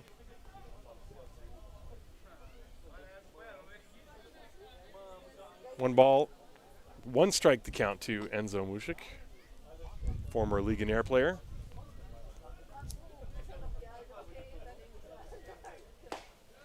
Strike at the top of the zone. Looks like a little slider or cutter. It's coming back towards the right-hand hitter. And that one just at the very top of the zone, according to the umpire Lars Döling. 1 ball, 2 strikes. Check swing, pitch is high, and Mušik did not go around. So the count is now even, 2 balls, 2 strikes. Now Marquez has been around the world, pitched in Cuba, pitched in Italy. And the 2-2 struck him out, off-speed pitch. Mušik way out in front. 2 strikeouts in the inning, no runs, a hit, no errors, 1 left on base. We go to the 5th inning here in Haar. It is 6-0 Heidenheim. This is Haar Disciples Baseball, präsentiert vom Gesundheitsunternehmen MSD.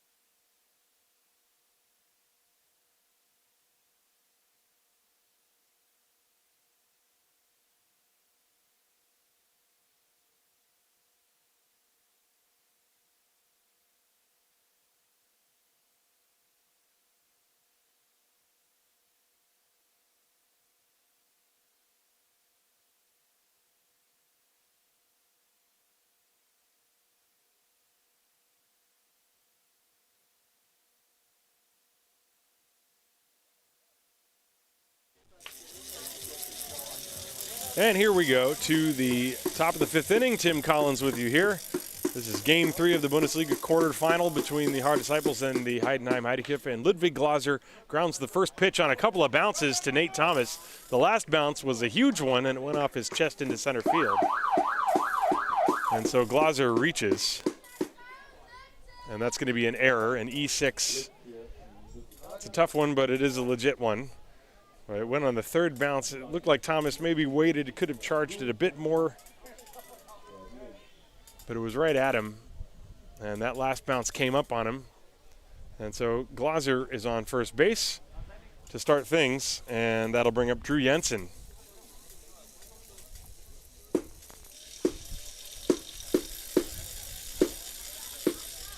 And that pitch is a strike from Titus von Kopf to Janssen. Von Kopf came on with 2 outs in the 3rd inning rather. Gave up a walk, but then struck out Philip Schultz to end the 6-run inning. Steinlein, 2 scoreless innings and then got knocked around in the 3rd. And that's when the Heideköpfe did all of their damage. They lead 6-0 on the strength of a 6-run 3rd inning. Von Kopf, good breaking ball. That was a beauty. Dropping in, 0-2 on Drew Janssen. Janssen was part of that 6-run 3rd inning when he drove a double over the head of Niels Schmidt in right field to drive home a run. That was the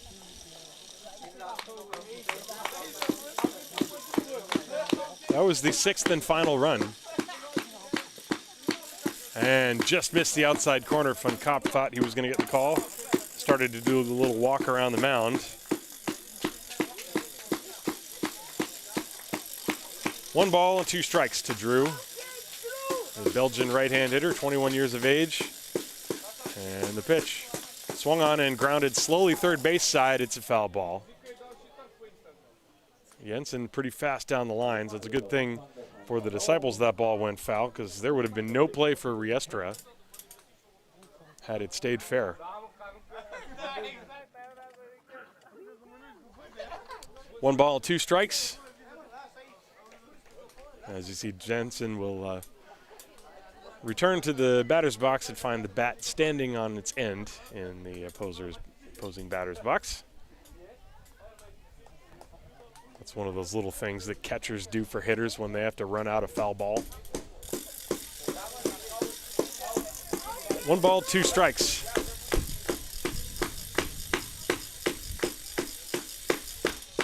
Fouled away. Good fastball from Von Kopf. He really went after Janssen, who has a very powerful looking swing. He's a young kid, but he looks like he can really drive the ball if he gets a hold of one. Nice and smooth swing from the right-hander. And Von Kopf, a pretty free and easy pitching motion. Here it comes, curveball. That one's inside. Didn't quite get on top of it like he had with previous ones. 2 balls and 2 strikes now the count.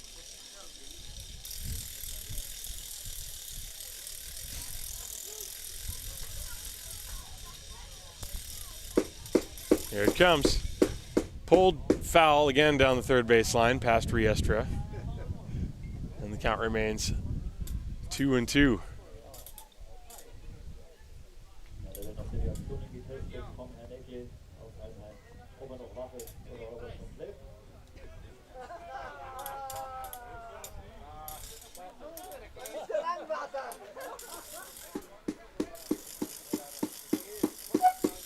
Von Kopf was helped by a double play ball last inning.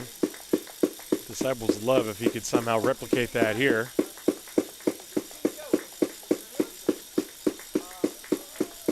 Oh, and time called. And Von Kopf visibly angry. Turns around and walks back to the back of the mound. Well, that is very frustrating for a pitcher. Of course, Von Kopf is trying to vary his timing because there's a runner on first base. And he held the ball a little bit longer than he had before. And just as he was about to throw, hitter asked for time and was granted. The umpire does not have to grant time. Fouled to the screen. And to boot, he threw a beautiful breaking ball. Little cat and mouse between Janssen and Von Kopf.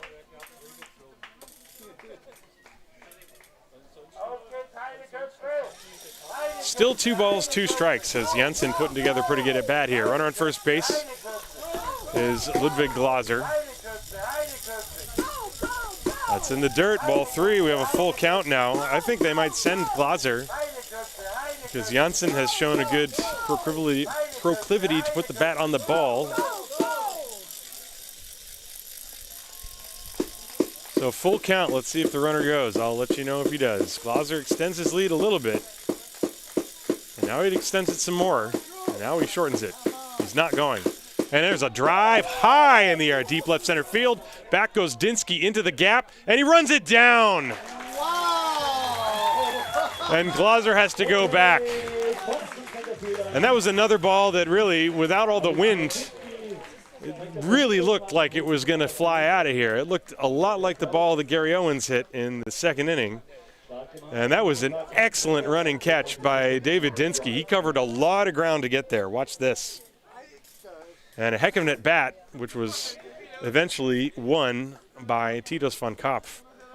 And yeah, Dinsky making the catch just as he crossed paths with Mushik in left field. That is not an easy play. And Dinsky doing a heck of a job in center field so far. The first pitch was a strike to Johannes Krum. I apologize we missed it because I was watching the replay. 1 strike to Johannes Krum, 1 out in the inning. We're in the top of the 5th, and the pitch grounded to third. Riestra has it on to second. There's 1. The relay throw to first. There is a double play. Mild collision at second base, but everybody's okay. And for the second consecutive inning, a 5-4-3 double play helps out Titus von Kopf. So, all in all, nothing across the board. No runs, no hits, 1 error, nobody left on base. We are exactly halfway through. Going to the bottom of the 5th inning here in Haar. It is 6-0 Heidenheim. This is Haar Disciples Baseball, präsentiert vom Gesundheitsunternehmen MSD.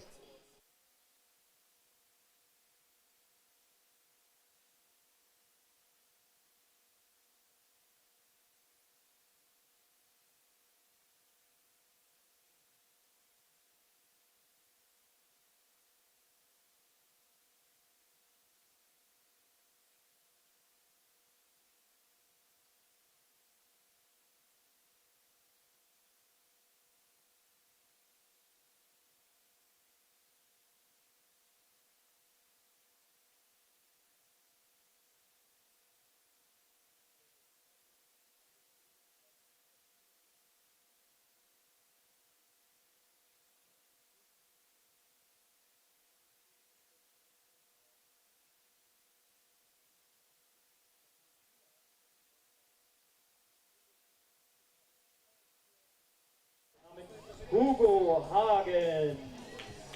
We get ready to go to the bottom of the 5th inning. 6-0 Heidenheim. And Marquez out there. Only 52 pitches under his belt. He's going to deal with 6, 7, and 8. Juan Infante, Simon Lechner, and Miguel Pinheiro. Infante grounded out his first time.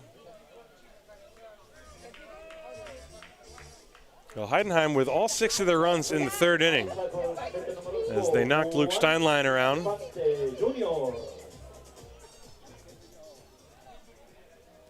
And since then, Titus von Kopf has done a good job of keeping them at bay. The first pitch is a strike to Infante. Still no activity for Klaus Eckley in his bullpen, so this is all in the hands of Mr. Marquez as that breaking ball is fouled away from Infante, 0-2.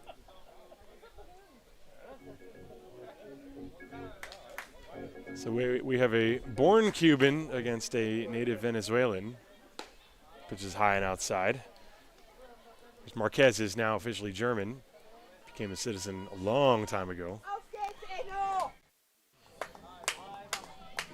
1 ball, 2 strikes on Infante. That's grounded back to Marquez. He fields it, throws to first, and there's 1 away.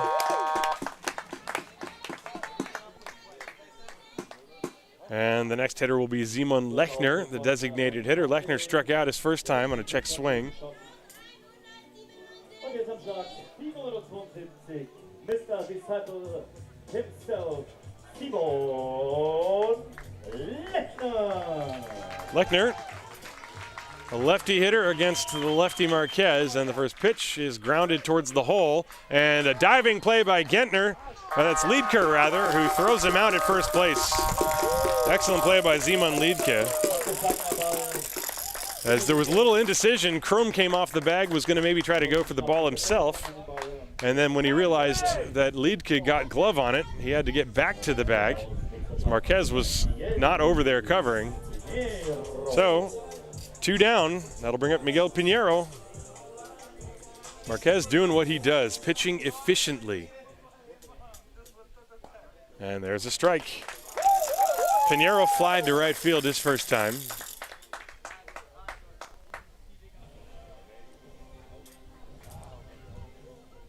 And Marquez rocks, kicks, deals. Bounced over Marquez's head, and it hits the bag, and caroms past Schultz into center field. So a little bounding ball kangaroo single into center for Pinheiro. So a 2-out base hit. That ball went over Marquez. It was too high for him to get to it, and then as it went towards second, it grazed the side of the bag, which changed its direction, and that got it past Philip Schultz, who had actually covered the position. Schultz was there to make the play, but then the ball changed directions on him. So base hit for Pinheiro. That'll bring up Niels Schmidt. And a strike to Schmidt. The breeze picks up quite a bit, you can hear. It is really blowing in. Funny thing is the trees in center field barely seem to be moving. That's drilled to deep center field. Owens is going back, but he's got room thanks to the wind, and he puts that one away. Schmidt got good wood on that, but you're going to really have to pummel one to get it over the center field fence today. That is for sure. So the Disciples, no runs, 1 hit, no errors, 1 left on base. We go to the 6th. It is 6-0 Heidenheim. This is Haar Disciples baseball presented from Gesundheitsunternehmen MSD.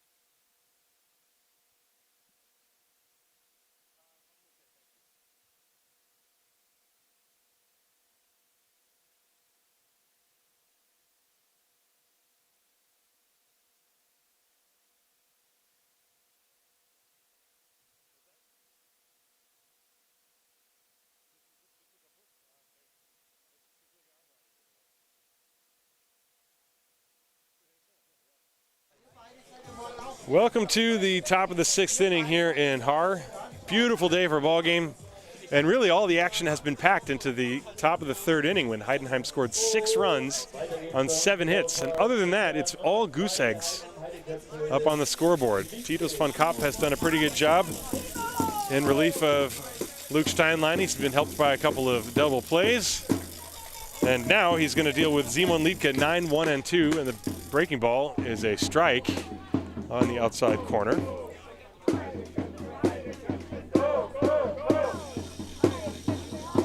Liedke got it all started in that 3rd inning. He lined a single to center field as there's strike 2, very top of the zone. A couple of curveballs from Titus von Kopp. Well, this is so far probably the best Titus has pitched all year. He's sort of pitched in some bad luck. I think he had some arm issues. Fastball, strike 3. Good morning, good afternoon, and good night for Simon Liedke. And there's one away. Von Kopp wasting no time whatsoever right there, right to the mitt. And he did the little pitcher's strut after that. That is the 2nd strikeout for Titus in this ballgame. Now the top of the order, Philip Schultz. Well, back in that 3rd inning, Liedke started it off with a single, and then Schultz hit a bunt single. He rips that one foul. And actually, when you think about that bunt that Schultz laid down, it was a very bad bunt. He bunted it hard back to Steinlein, and it really, honestly, could and almost should have been a double play. And that inning would look obviously very different had Steinlein fielded it cleanly. There's a ground ball, hard hit, but to the first baseman Pinheiro. He will take it and flip it to Titus van Kopf. 3-1 on the putout, and there are 2 away. And so now Sasha Lutz will be the hitter. Lutz also bunted back in that 3rd inning. His was down the 3rd baseline, and in fact, Riestra probably should have let that one go foul. So there were 2 plays on those 2 bunts back in that inning that the Heideköpfe, that the Disciples would love to have back. And then after that, that's when the balls started flying towards the gaps and all the runs started scoring. After Simon Göring's ground ball single, fastball strike to Sasha Lutz. Van Kopf is in a groove right now. There's the 0-1. Low. 1 ball, 1 strike. Van Kopf pitched around a walk and a double in the 5th. Got a 5-4-3 double play in between. There's the 1-1 pitch coming to Sasha. That's low, 2-1.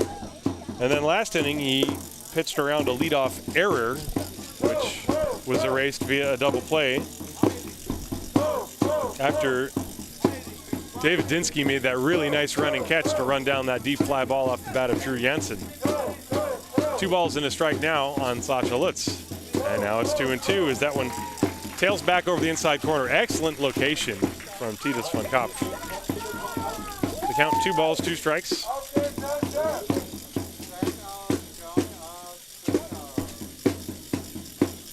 Breaking ball tapped foul, and the count stays 2-2.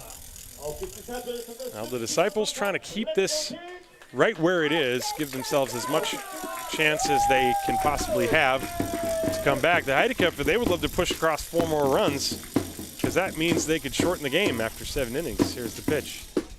Inside, just missed. Van Kopf really wanted the call.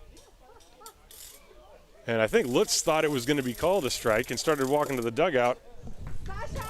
And then realized it wasn't called a strike.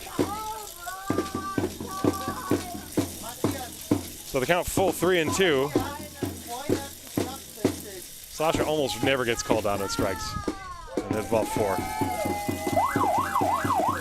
You can bet money that when Sasha Lutz or Simon Göring are at the plate and a borderline 3-2 pitch comes in, it is going to be called a ball.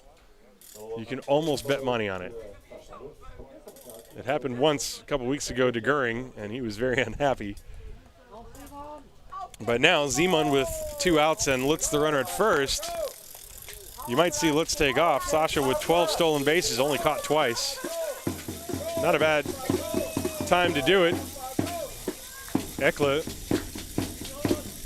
does not want to take the foot off the gas here. There's a check on Sasha. He dives back. Van Kopf doesn't have the slowest delivery to the plate. I don't have any official, timing on it or anything, but there are certainly pitchers that have bigger leg kicks than he. Thorpe, pretty good arm behind the plate as well, so we will see. And Lutz is now dusting himself off after a couple of dives back into first base. And now he's back on the bag. Simon Göring today, by the way, is 2 for 3. A double, a single to drive home 2 runs, and then he grounded into a double play. 2 outs in the top of the 6th inning.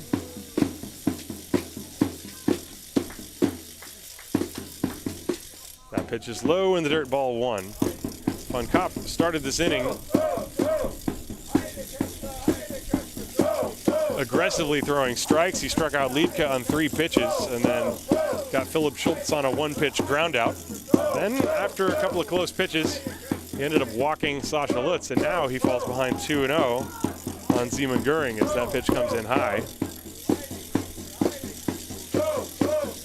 Simon in a hitter's count. Well, it's a windy day here in Haar.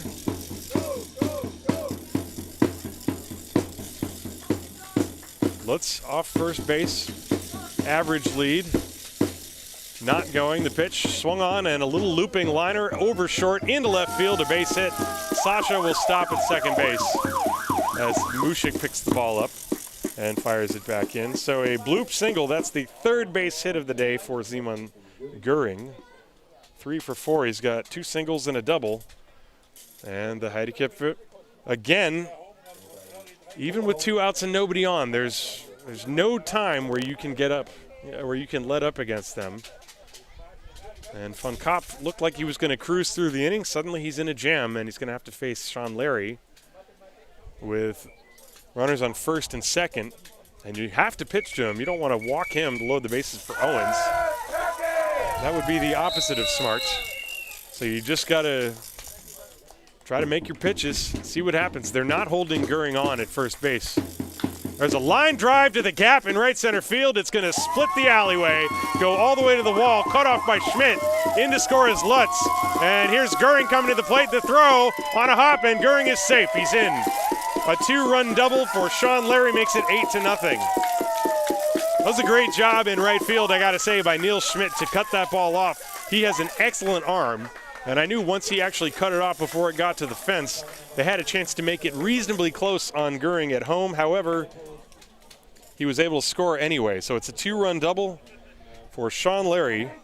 And the Heideköpfe now have an 8-0 lead. And if they can score 2 more runs, they could shorten this ball game.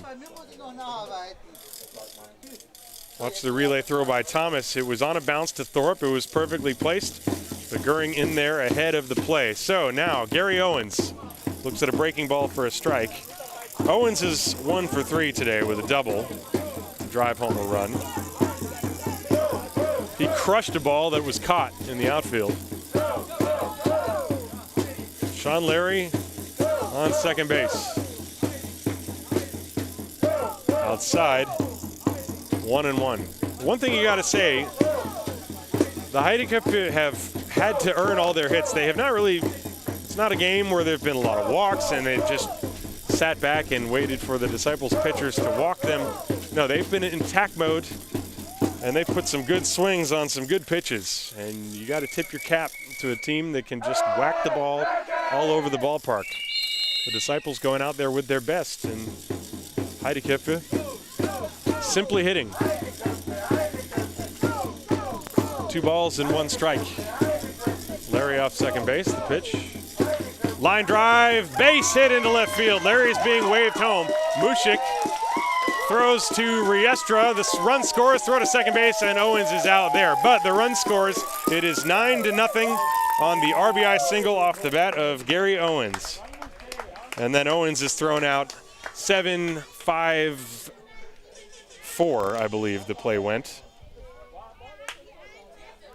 So the Heideköpfe score 3 more runs and make it 9-0. 3 runs, all with 2 outs. On 3 hits, no errors, and nobody was left on base. So we go to the bottom of the 6th inning. It is 9-0 Heidenheim.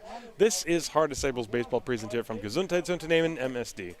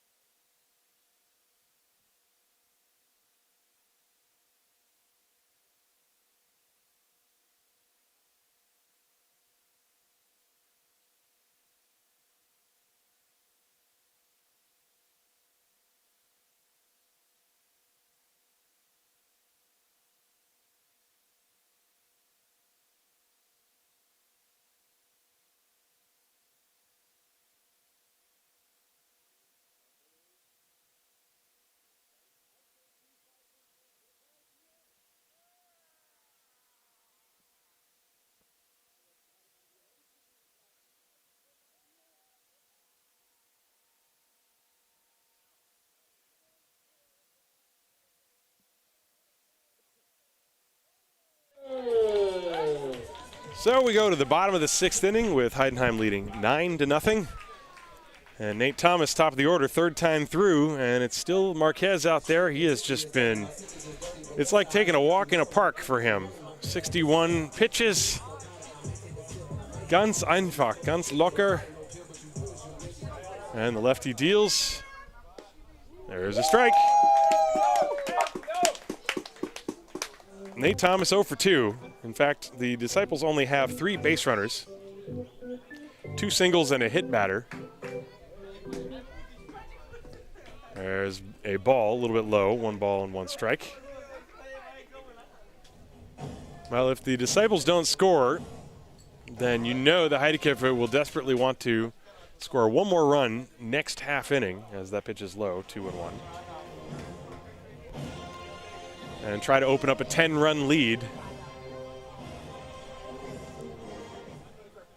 That would set up a potential 10-run shortened game as Thomas gets spun around chasing that fluttering pitch that came floating up to the plate and then disappeared.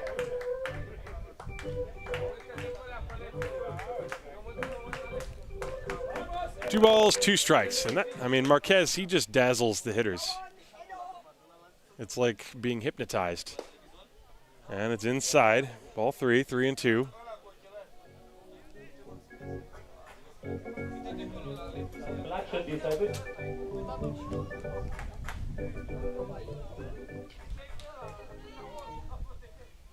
Fouled to the screen.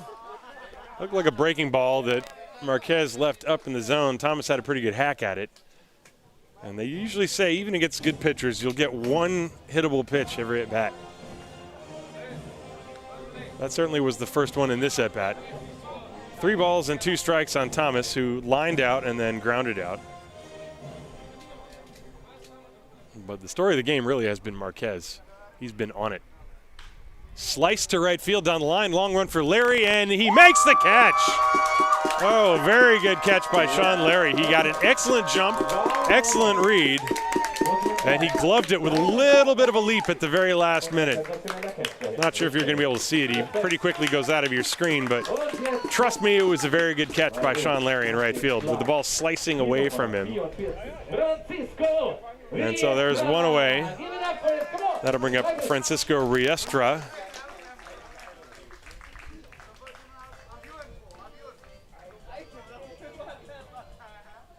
Riestra is 1 for 2, and he pops one in the air to center field. Owens barely has to move. That's out number 2. Well, they brought the sirens today.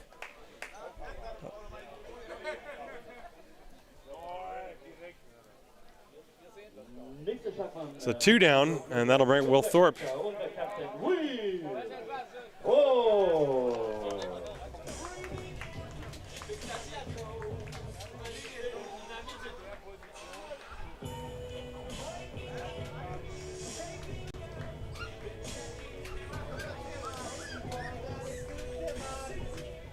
And the pitch.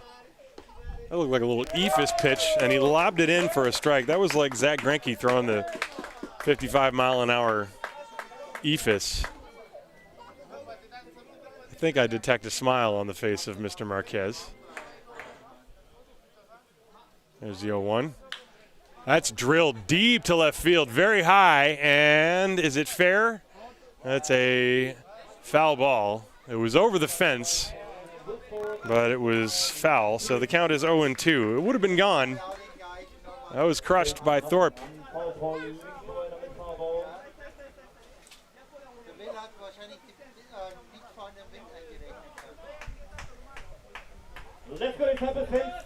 So 0-2.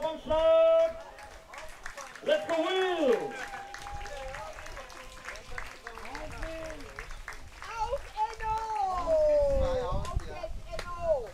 Now the wind picks up some more.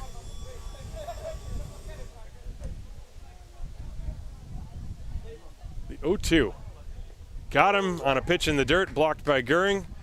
Tags out Thorpe. Another perfect inning in the books for Marquez. No runs, no hits, no errors, no nothing. To the 7th we go, 9-0 Heidenheim. This is Haar Disciples Baseball, präsentiert vom Gesundheitsunternehmen MSD.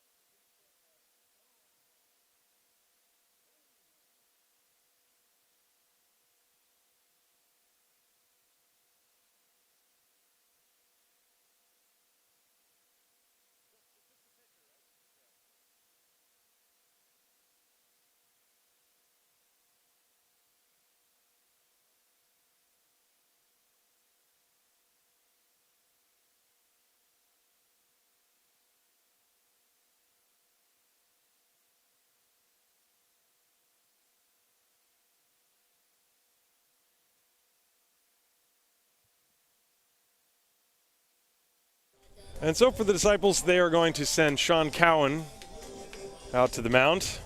And the left-hander this year, he's been Dr. Jekyll and Mr. Hyde. Sometimes he's been great, sometimes he's been not so great. And Alex Tuft's hoping he can hold things right here. Heideköpfe, they just want one more run. One more run so that they can try to end the game in 7 innings.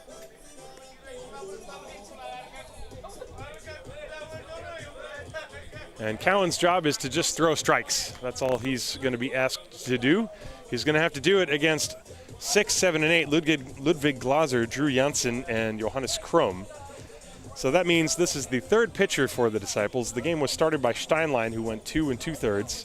Titus von Kampf went 3 1/3 innings, 4 hits, 3 runs, all 3 earned. All those runs were with 2 outs last inning, by the way. 3 walks, 2 strikeouts. He threw 59 pitches. And so here we go. We are in the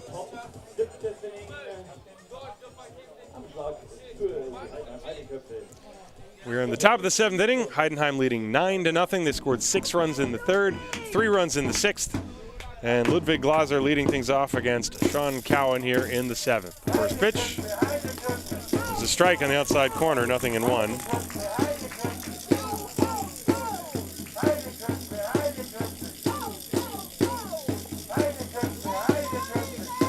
And the 0-1, fouled away, 0-2. So Cowan quickly out in front.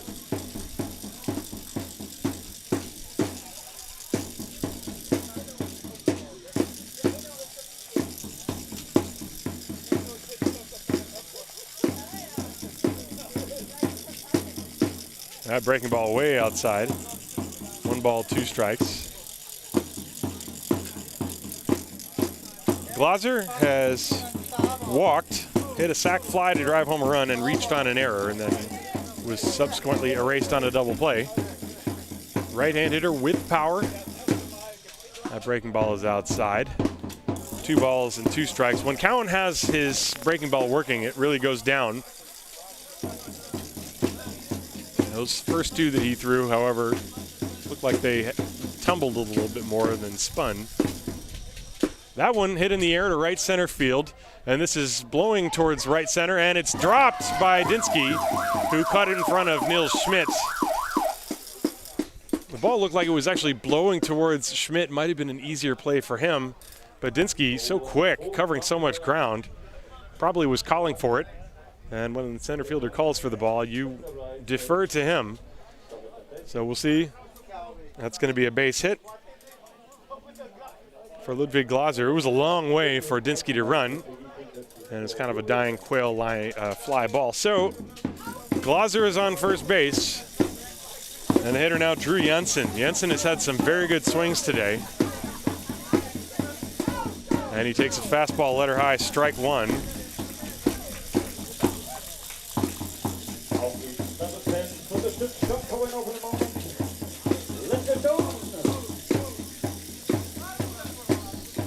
Glaser not going anywhere from first. The 1 strike. That's at the knees, strike 2. Oh, and Cowan can control his fastball like that. That puts him in position to try to use his curveball as a put-away pitch. 0-2 on Janssen. Fouled away. He went to the fastball.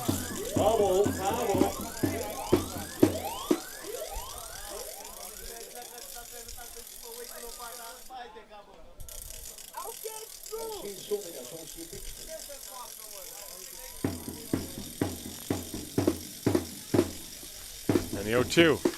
That's drilled to right field, but it's going to go foul. And the count's still 0-2.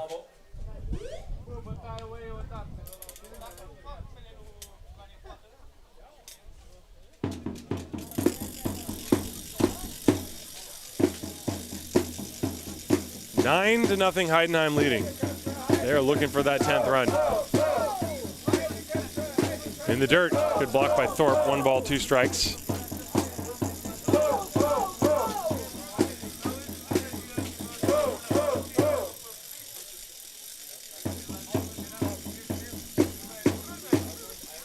The 1-2, pulled foul, and Janssen stays alive.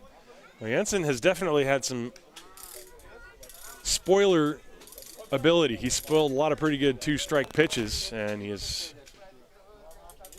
outside of his strikeout in the second inning, which was a looking strikeout. I don't think he's swung and missed at any single pitch. Maybe once. There's the 1-2. Curve, nothing on it, and the count 2 balls and 2 strikes. Well, that's a clue. I mean, if Cowan, he's thrown the curveball 4 times, and 3 times it was like that, and that gives the hitter a huge advantage. You can basically just sit on the fastball, unless Cowan finds it, of course. Here it comes. Fouled away. That was the fastball, and Jensen able to get to it. He's looks like a good young player.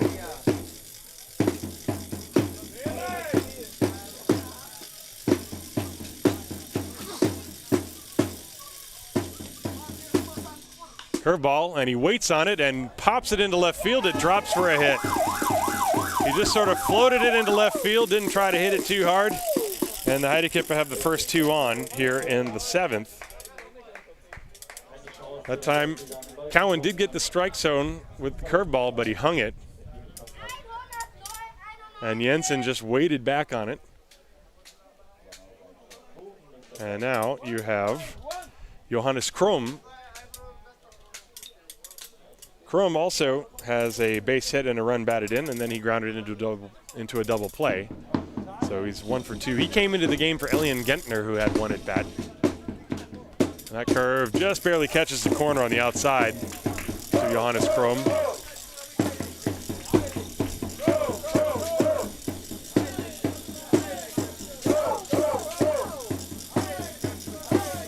Cowan in a jam. 2 on, nobody out.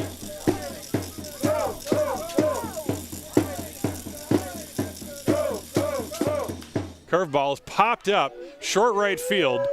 Infante and Schmidt chasing it. Infante, and no one catches it. And now the throw to second base is not in time. And everybody moves up. So that's 2 balls in right field that have not been caught this inning, and the Heideköpfe have the bases loaded and nobody out. That's got to be a base hit as well. Hit into no man's land.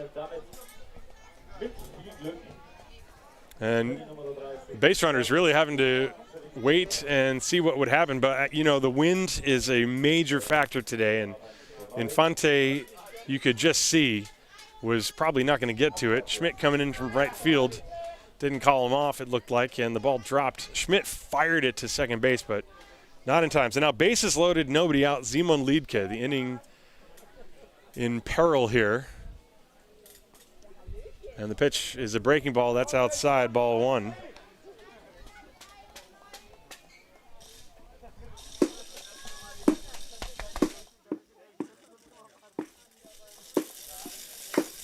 One ball, no strikes. Here it comes. That's low.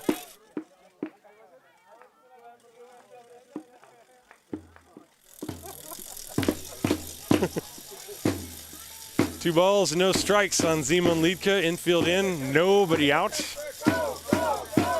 Foul to the screen. Well, wouldn't it be fitting if Simon Liedke gets a hit or does something to drive home the 10th run? Because he was the guy who started the entire thing back in the 3rd inning. He got the single leading off the 3rd. Here's the 2-1 pitch. Tapped on the ground to 3rd. Riestra coming home, and they get the force. On to 1st is not in time. So everybody is just replaced. The Disciples get an out. So Glaser is cut down 5-2. That's the first out. And Liedke reaches on the fielder's choice. Jensen to 3rd, Krom to 2nd. Now you have the top of the order, Philip Schultz. Bases loaded, however, with 1 away.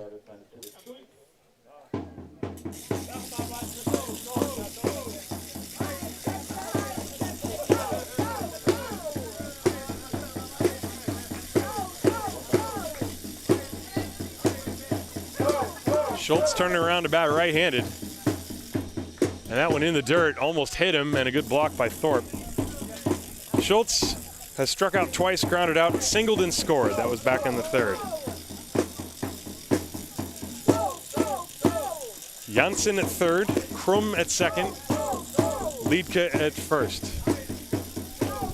There's a strike. 1 ball and 1 strike. Cowan has not really been hit all that hard. He's also pitched pretty well, but 2 fly balls in the outfield that were not caught.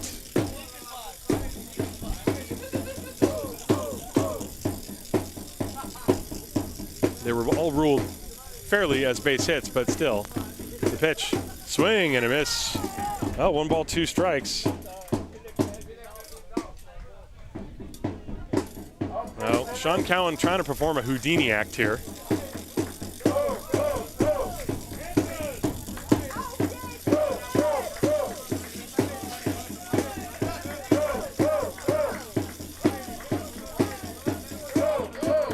And that one is in the dirt, blocked by Thorpe, 2-2. This really is a big moment in the game, just in terms of shortening it. Nobody warming in the Heideköpfe bullpen. It's going to be Marquez to come out in the bottom of the 7th inning, unless somebody is already warm and I missed it. 2-2. Breaking ball just missed outside. Ball 3. You can see he doesn't quite have the really sharp one today.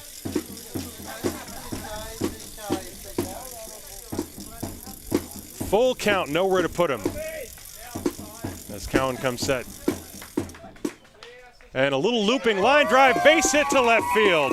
In comes Janssen. Everyone else is held up, but the Heideköpfe have the 10th run they were looking for on a little flare of a single off the bat of Philip Schultz.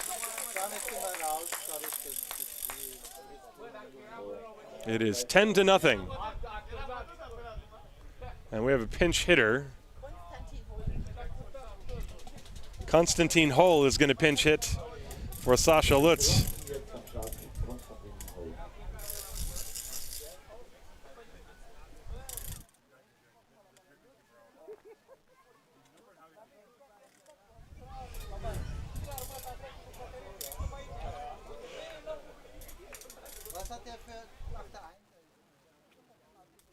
There was a short meeting on the mound with Alex Tuft and Sean Cowan. Actually, now we're going to have a pitching change. So Cowan is going to give way to Jan Endriat. Well, you kind of feel bad for Cowan in that situation. He didn't really give up too much hard hit contact. In fact, none. The inning started with the pop fly off the bat of Glauser that was dropped in the outfield. Then Janssen got a base hit. Then Krum with a base hit. Another pop fly that should have been caught, but wasn't. Then the fielder's choice, but then Philip Schultz, a little looping line drive through the infield, and that got the 10th run home for the Heideköpfe, who now only need 3 outs to complete this game in 7 innings. And so Jan Endriat is going to take over for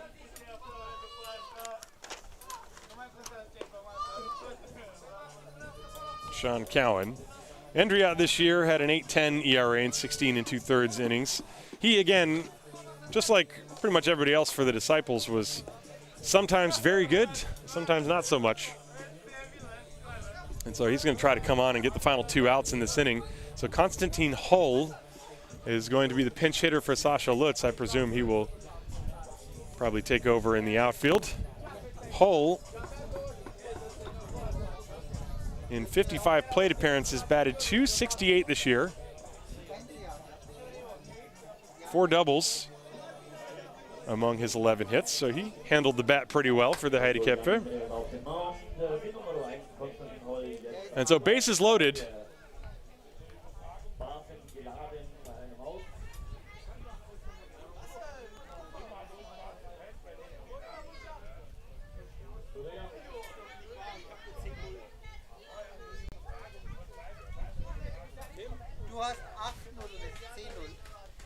There's the pitch. That's inside. 1 ball, no strikes.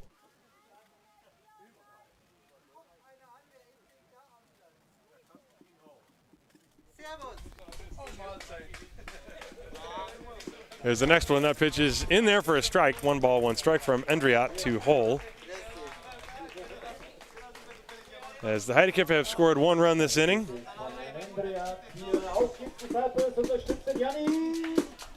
1-1. Bases loaded, infield still in. And the pitch. Curved. That was a beauty. I mean, that thing looks like a roller coaster going up and down. 1 ball, 2 strikes.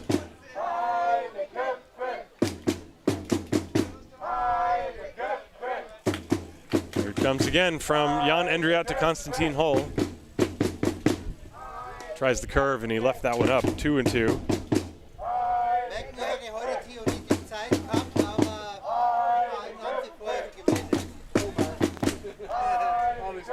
10 runs on 16 hits. It's been a hitting clinic for the Heideköpfe hitters and a pitching clinic from Inorbal Marquez.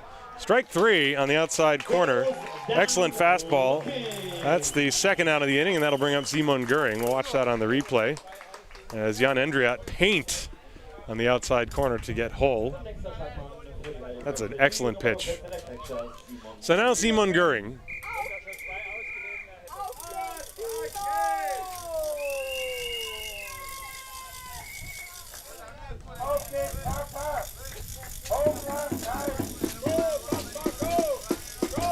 Bases loaded for Göring, who's got 3 hits and 4 at-bats today. The only time he didn't, he grounded into a double play. 2 down now. And the pitch.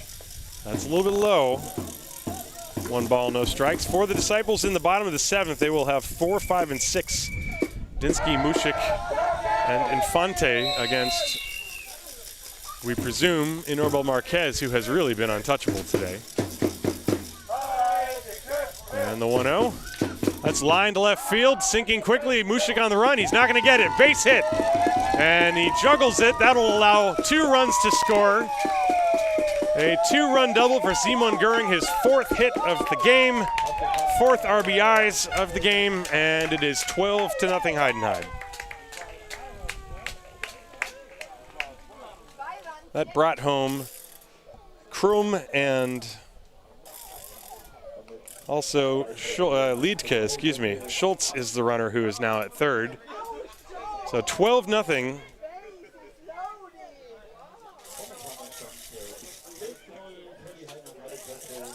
And that'll bring up Sean Larry.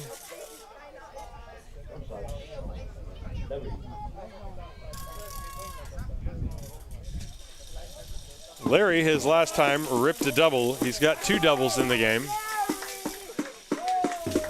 And the pitch.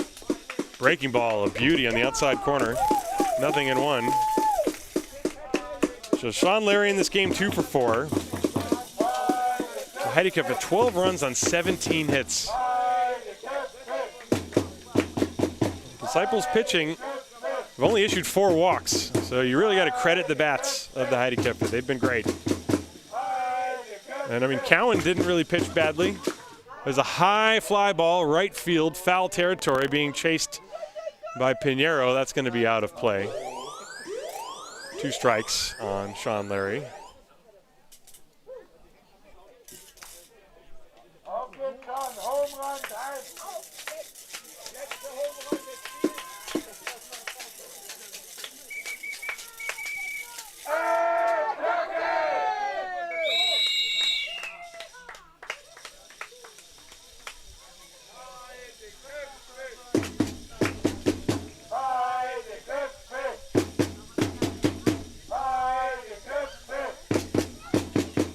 The next one comes, and it's up high. 1 ball, 2 strikes.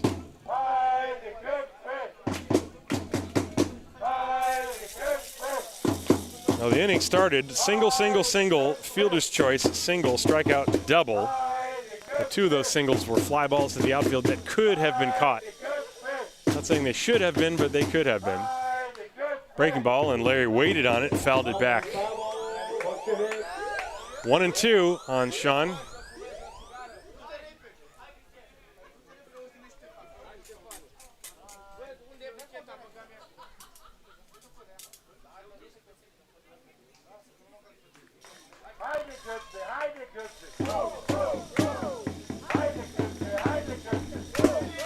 ball, 2 strikes on Sean Larry. Runners leading second and third. And the pitch in the dirt. Good block by Thorpe. And the count 2-2. And Sean Larry, a guy, he simply does not swing at pitches out of the zone. And the ones that are in the zone, he either fouls in the way or crushes them. At least that's how it seems.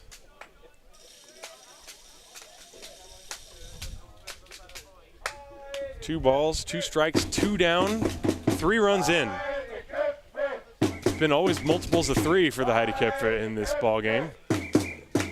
There's a line drive center field. Dinsky racing over. He's got a beat on it, makes the catch, and that ends the inning. Larry hit it hard, but the Heideköpfe would push across 3 runs on 1, 2, 3, 4, 5 hits. There were no errors and 2 left on base, so we go to the bottom of the 7th inning. Final chance for the Haar Disciples. It is 12-0 Heidenheim. This is Haar Disciples Baseball, präsentiert vom Gesundheitsunternehmen MSD.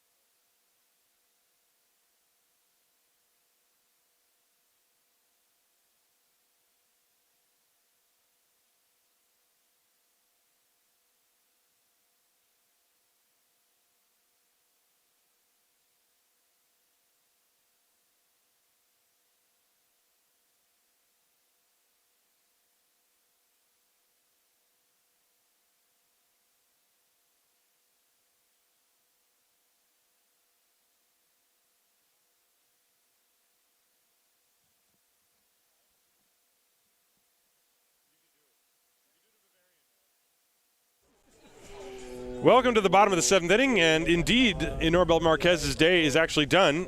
He goes 6 very, very good innings, and he will be relieved by Patrick Seyfried. Seyfried actually enters the game in Simon Göring's spot, as Philip Schultz is going to take over the catching duties, and Drew Janssen, who had been the DH, is now going to play shortstop. So, David Dinsky against Patrick Seyfried. First pitch is low for a ball. Dinsky is 0 for 2, 2 strikeouts today. So it's 12-0 Heidenheim, and they need 3 outs before the Disciples can score 3 runs. Pitch is low. And that would end the game in 7 innings. If the Disciples can score 3 runs, we would play on. There's a foul ball, 2 balls and 1 strike.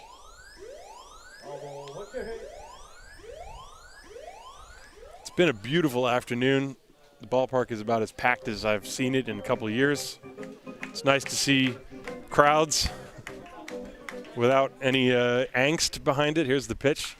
Fly ball, right field. Larry drifting back, shy of the warning track, makes the catch, 1 down.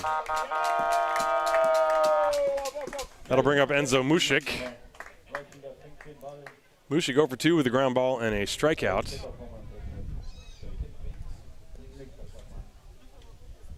Well, from the beginning of the year, with no fans, to today, it has really been a crescendo. And if this is the final broadcast of the year, I would just want to thank everyone who has tuned in, and especially everyone who donated. We reached our goal. That means next year We're going to have a center field camera. By George, we're going to have a center field camera. Doesn't matter if we have to dig a tunnel from home plate to the outfield, make a new subway. Maybe we can attach it to that, the new S-Bahn they're building.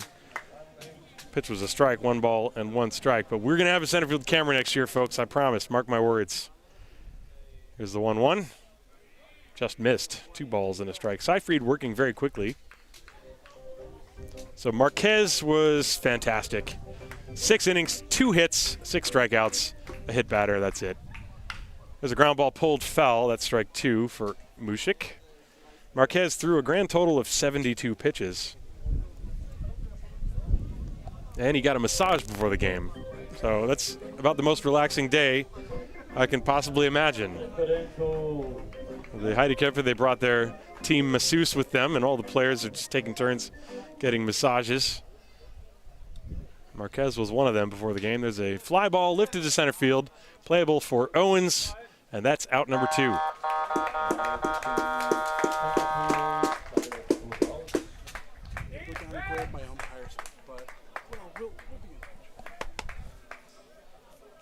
And so the last man standing for the Disciples here in 2021 is one of the most important additions to the team this year, Juan Infante. What a season he has had. Both he and Francisco Riestro, just a wonderful addition to this ball club.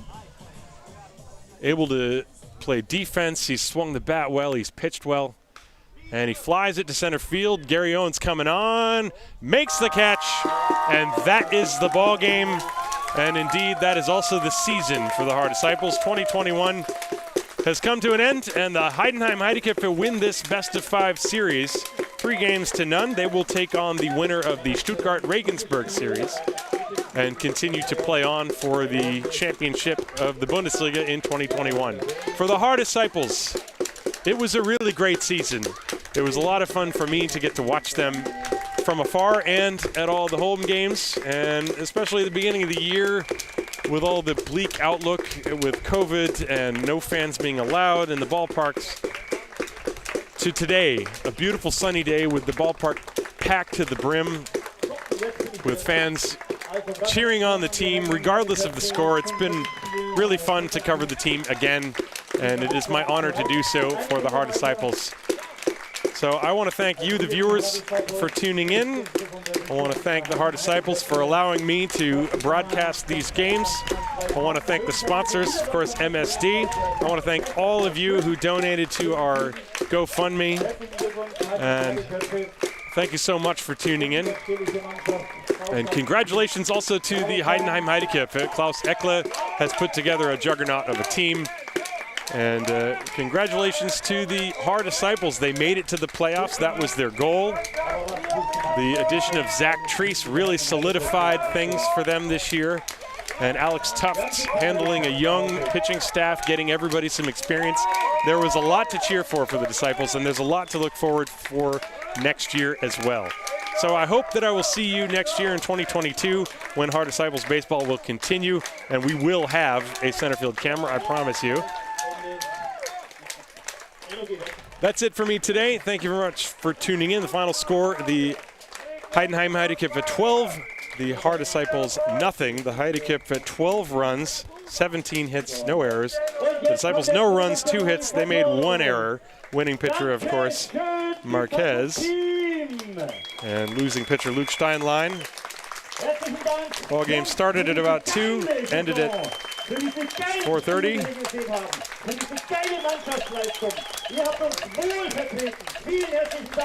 München-Haar Disciples!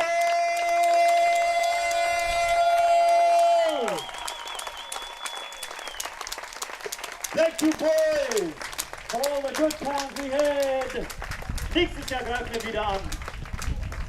Geile Scheiße für euch zugeschaut beim Spielen. Wir haben sie schon die Möglichkeiten und trotzdem. Thanks for watching, everybody. That ends the broadcast for today. Once again, the final